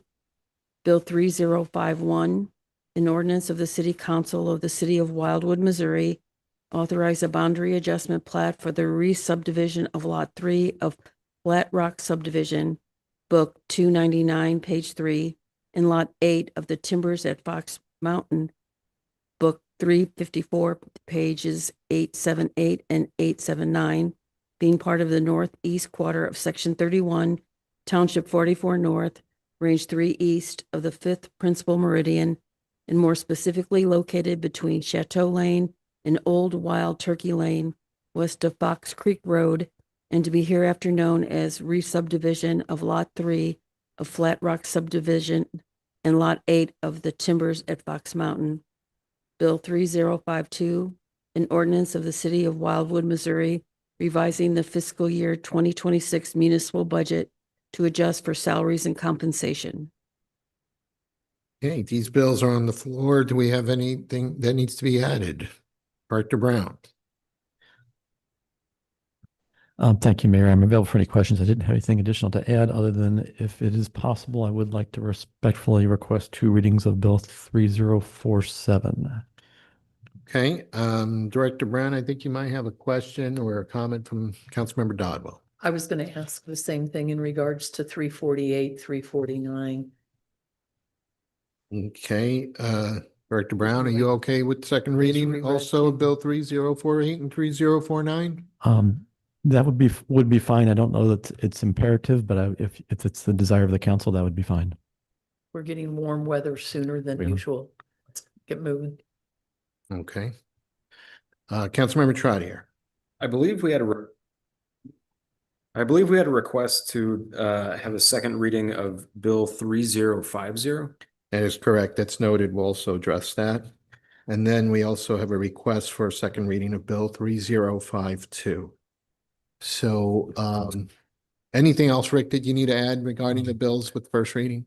No, thank you, Mayor. Okay. Director Vunich, do you have anything you wish to add? Thank you, Mr. Mayor. Mr. Mayor, members of City Council, as Councilmember Trottier mentioned, the representative of the property owners for Bill 3050 has respectfully requested a second reading. And if possible, since we're kind of considering it for the rest of the bills, 3051, it is a simple adjustment. The property owners that have a residence upon the property are purchasing additional land area from a vacant lot to provide a greater buffer. Thank you, Mr. Newberry. And that greater buffer is shown by the dashed lines. So it's going to substantially improve their lot. If there are any questions, the department would be glad to answer them. And I'm assuming for 3051, there's no request for a second reading on that. Is there? No, I did not talk to the owners, although they've been submitting information over the course of several months. So I'm sure they would appreciate being there sooner than later, but I did not hear from them. Okay, then maybe we won't make an assumption there. All right. Any other questions from the council? Otherwise, we will entertain those second reading requests. So unless there's any objection, since we have numerous second reading request items, the items that are being requested for a second reading are Bill 3047, Bill 3048, Bill 3049, Bill 3050, and Bill 3052. Is there any objection in reading these en masse? All right, seeing none, then all those let me get a motion for a second reading of these bills. Made by Councilmember Nyan, seconded by Councilmember Trotter. All those in favor, please say aye. Aye. Anyone oppose or abstain? All right, Colleen, can you please go ahead and read these bills? Bill 3047, an ordinance of the city of Wildwood, Missouri, authorizing the mayor to negotiate and execute a city contractor agreement with Go Green Landscaping Incorporated for the installation of certain landscape areas within the city. Bill 3048, an ordinance of the city of Wildwood, Missouri, authorizing the mayor to negotiate and execute a professional services agreement with CB Engineering Incorporated, doing business as Cochran, for construction inspection and materials testing services for capital improvement projects for the city. Bill 3049, an ordinance of the city of Wildwood, Missouri, authorizing the mayor to negotiate and execute a city contractor agreement on behalf of the city with NB West Contracting Company Incorporated for the resurfacing of various sub-public streets within the city, including traffic control and other incidental items as shown on the project bid documents. Bill 3050, an ordinance of the city of Wildwood, an ordinance of the City Council of the City of Wildwood, Missouri, authorizing a boundary adjustment plat of Lot 5 of the amended Gemwald Estates adjusted Parcel 1 of boundary adjustment plat being part of the southwest quarter of Section 4, Township 44 North, Range 3 East of the 5th Principal Meridian, more specifically located on the south side of Hart Road, west of its intersection with Wild Horse Creek Road, and to be hereafter known as Gemwald Estates Plat 2. Bill 3052, an ordinance of the city of Wildwood, Missouri, revising the fiscal year 2026 municipal budget to adjust for salaries and compensation. Any discussion related to these items? All right, seeing none, then we'll have roll call for final passage. Councilmember Farmer, Yes. Councilmember Dodwell, Yes. Councilmember Nyan, Yes. Councilmember Ottenberg, Yes. Councilmember Trottier, Yes. Councilmember Mabry, Yes. Councilmember Roblewski, Yes. Councilmember Marshall, Yes. Councilmember McCutcheon, Yes. Councilmember Rambo, Yes. Councilmember Bockert, Yes. Councilmember Crayons, Yes. Councilmember Vanek, Yes. Councilmember Albers, Yes. Councilmember Galani. Okay, that passes. Then we'll move on. We have no first readings from hearings with favorable city recommendation, resolutions and consent agenda. Can we get a motion for approval of the consent agenda? There a motion for approval made by Councilmember Dodwell, seconded by Councilmember Galani. All those in favor, please say aye. Aye. Anyone opposed or abstain? All right, that passes. Anything under miscellaneous? All right, can we get a motion to adjourn the main meeting and then we will get back into the work session? Motion made by Councilmember Ottenberg. Is there a second? Made by Councilmember Nyan. All those in favor, please say aye. Aye. All right, the main meeting is adjourned. We are going to now resume the work session. So moving into the work session here, we are going to pick up where we left off, which was under Administration and Public Works Committee, item E4, review of fiscal year 2026 municipal building capital improvement plan. Thank you, Mr. Mayor, and thank you, council. Just wanted to provide an update to the council today and get feedback from two committees that have been meeting to discuss some of the building repairs we have planned for this year and what the team is working on. I'll go over these briefly, but the department's available for any questions tonight to go into a little bit more detail, and we'll have one item at the very end to get a little bit further on, which includes the audio that we're using right now. But one is looking into the BMP on the back end of the city hall here that has led to some water infiltration on the first floor of the building. We currently are actually looking at a few different abilities to either store that water elsewhere, as discussed earlier today, possibly through lot consolidation, or potentially having some type of mechanic put in between the actual wall itself and the basin. So that's one thing we're looking into, and we're actually looking at possibly having it dug up to waterproof it better as well. So that's part of it. We're going to be coming back to the ad hoc building committee once we study that a little bit further, but the other ones are more maintenance, general maintenance of the interior water damage, specifically addressing the second floor near the clock tower, putting that back to how it was before the water intrusion. And then also in the kitchen on the second floor as well, we've had some water damage. So just fixing those up, going out for a bid for our key card replacement system. That would include getting new key cards for everybody, but also our key card system now just needs an update. So that would be something that would come back to the council. We also would be potentially removing the lattice on the front and back side of the building and the fascia wood on the sides. We would be cleaning the north-facing side of the roof, HVAC repairs that we're going out to bid for right now, doing a duct cleaning of the HVAC system itself, which would require the city hall building to be closed for a day. One clock tower light needed to be fixed, the spiral staircase being addressed with the new covering. Redesign of those front entrance stairs, which will take a little bit longer. We'll have to get an engineer to review it, but we're planning to add some reflective tape to call it out more prominently in the meantime. And then the last item that we had brought up at the Administration and Public Works Committee, which is relatively new, is the sound system here and the audiovisual system in general in the city council chambers. The idea was originally to replace the equipment on the back rack, which is not visible in this room, but it would pretty much be the audio processor that makes all this, computes it all together and makes it go through Zoom correctly and records it correctly as well. Nonetheless, the idea was we should look into that as an option, but also to go out and see what the full replacement would be.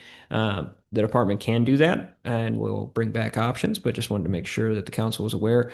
We present this tonight to make sure we're on the right track, and if there's any questions, we're happy to answer, but the council will be intermediately reviewing some of these RFPs submissions and also just general projects as they proceed this year, but it seems like we're going to be pretty busy with the building. Thank you.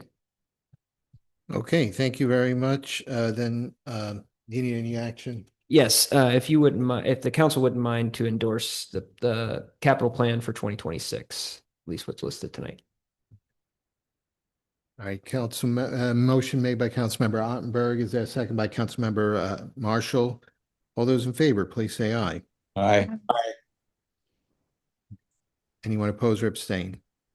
All right, moving on. We do have a couple more items. We are getting to 9 o'clock, and I know something we haven't really done in the past is unless there's of a time urgency, we can see if we can just defer these remaining items here. I know we have to get the executive session, and I think receive and file should be fairly quickly. But put these into the agenda for the next meeting, unless council wants to take these on now. Director Vunich?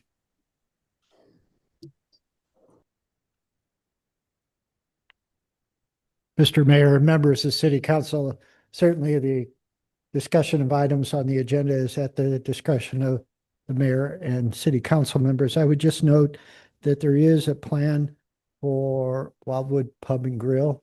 That particular plan has been under design and discussion for a number of months. Obviously, with the spring season coming quickly, Wildwood Pub and Grill would like to formalize the outdoor area that they have for seating and occasional music. I want to assure the city council that we've looked into all the issues that have arisen over the course of time. I would first note that the development of this outdoor seating area and its expansion has been kind of organic, premised on the pandemic. What we are trying to do now is formalize it. The formalization will address, hopefully, the music that has received complaints from several residents by the installation of an 8-foot high tall fence with landscaping, and certainly improve safety in the general area of the outdoor dining. So I would just note that it is a receive and file. If there is an objection, certainly that can be done by city council, but I know that they are eager to get started. All right, thank you, Director Vunich, for that. All right, we'll come back to those items that we had before. That was a question I had for the council, but since we went ahead to miscellaneous, we have the 2 items here. I think the one, though, that given the number, being been a council member for Ward 8, and I know Councilmember Albers has had inquiries. I think the item that is under miscellaneous, number 1, B, the McLean properties, I would like to make sure we have a good thorough review of that, just because of the number of calls that we got throughout the year last summer, and make sure we got a good understanding of how that's kind of a unique situation with the way that sound is traveling from there. So if, Director Vunich, if we were to exercise review on that, what would be the next step?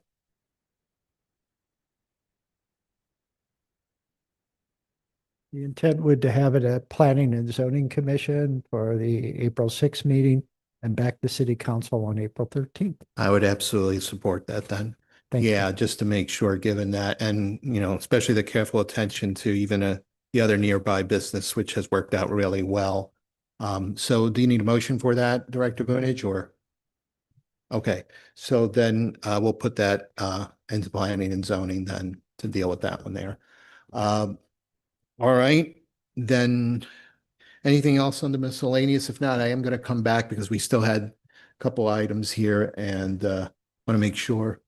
All right, so back to, would it be all right for number 5 and 6? I believe these probably are coming from admin and public works. Would it be all right if we postpone these to the next meeting work session? Any objection to that by the council? Okay, we need a motion for that? Motion. Okay, so can we get a motion to postpone to the next meeting for the 5 and 6 development of consolidated reference guide for council voting thresholds and procedural requirements, and number 6, review of city assisted ward meeting policy. All right, made by Councilmember Galani, seconded by McCutcheon. All those in favor, please say aye. Aye. Anyone oppose or abstain? Okay, then I know we have an executive closed session we do need to address, so we can address that once that closed session then is complete. We'll come back and adjourn the meeting. Can we get a motion to go into executive closed session under RSMO 6.610.021 subsection 1? Again, this is regarding any legal actions, causes of action, or litigation involving a public governmental body, and any confidential or privileged communications between a public governmental body or its representatives and its attorneys. Can we get a motion for that? Councilmember Dodwell, is there a second? Councilmember Galani, we'll need to do a roll call vote.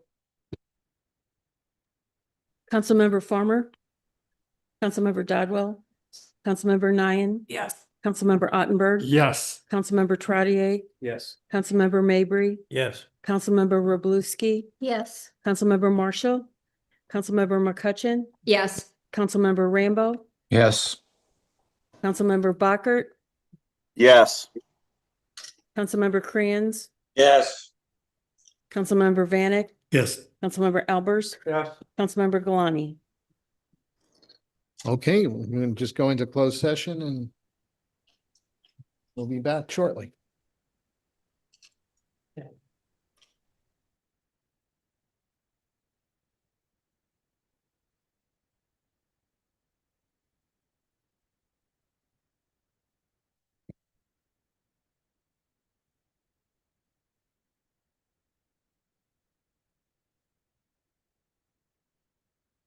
Hey, come, I'm bailing out.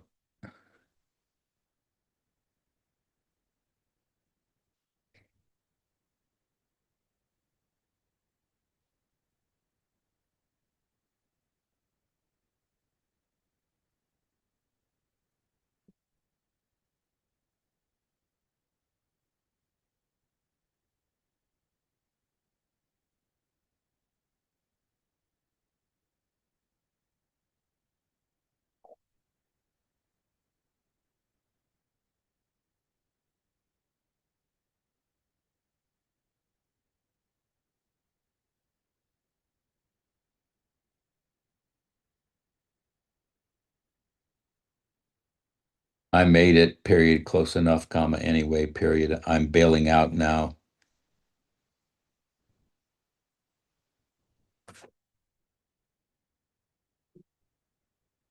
It's all over but the shouting, so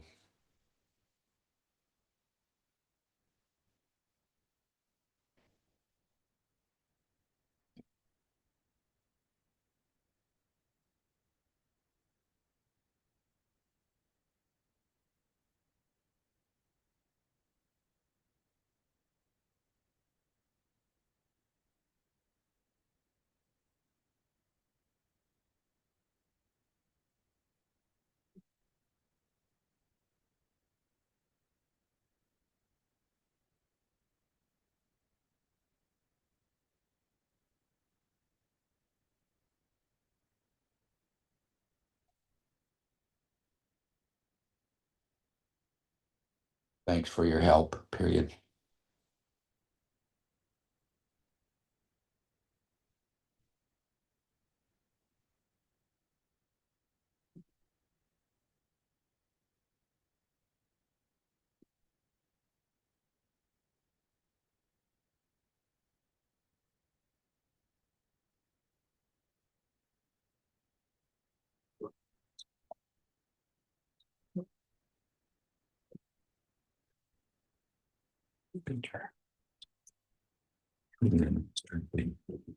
Master.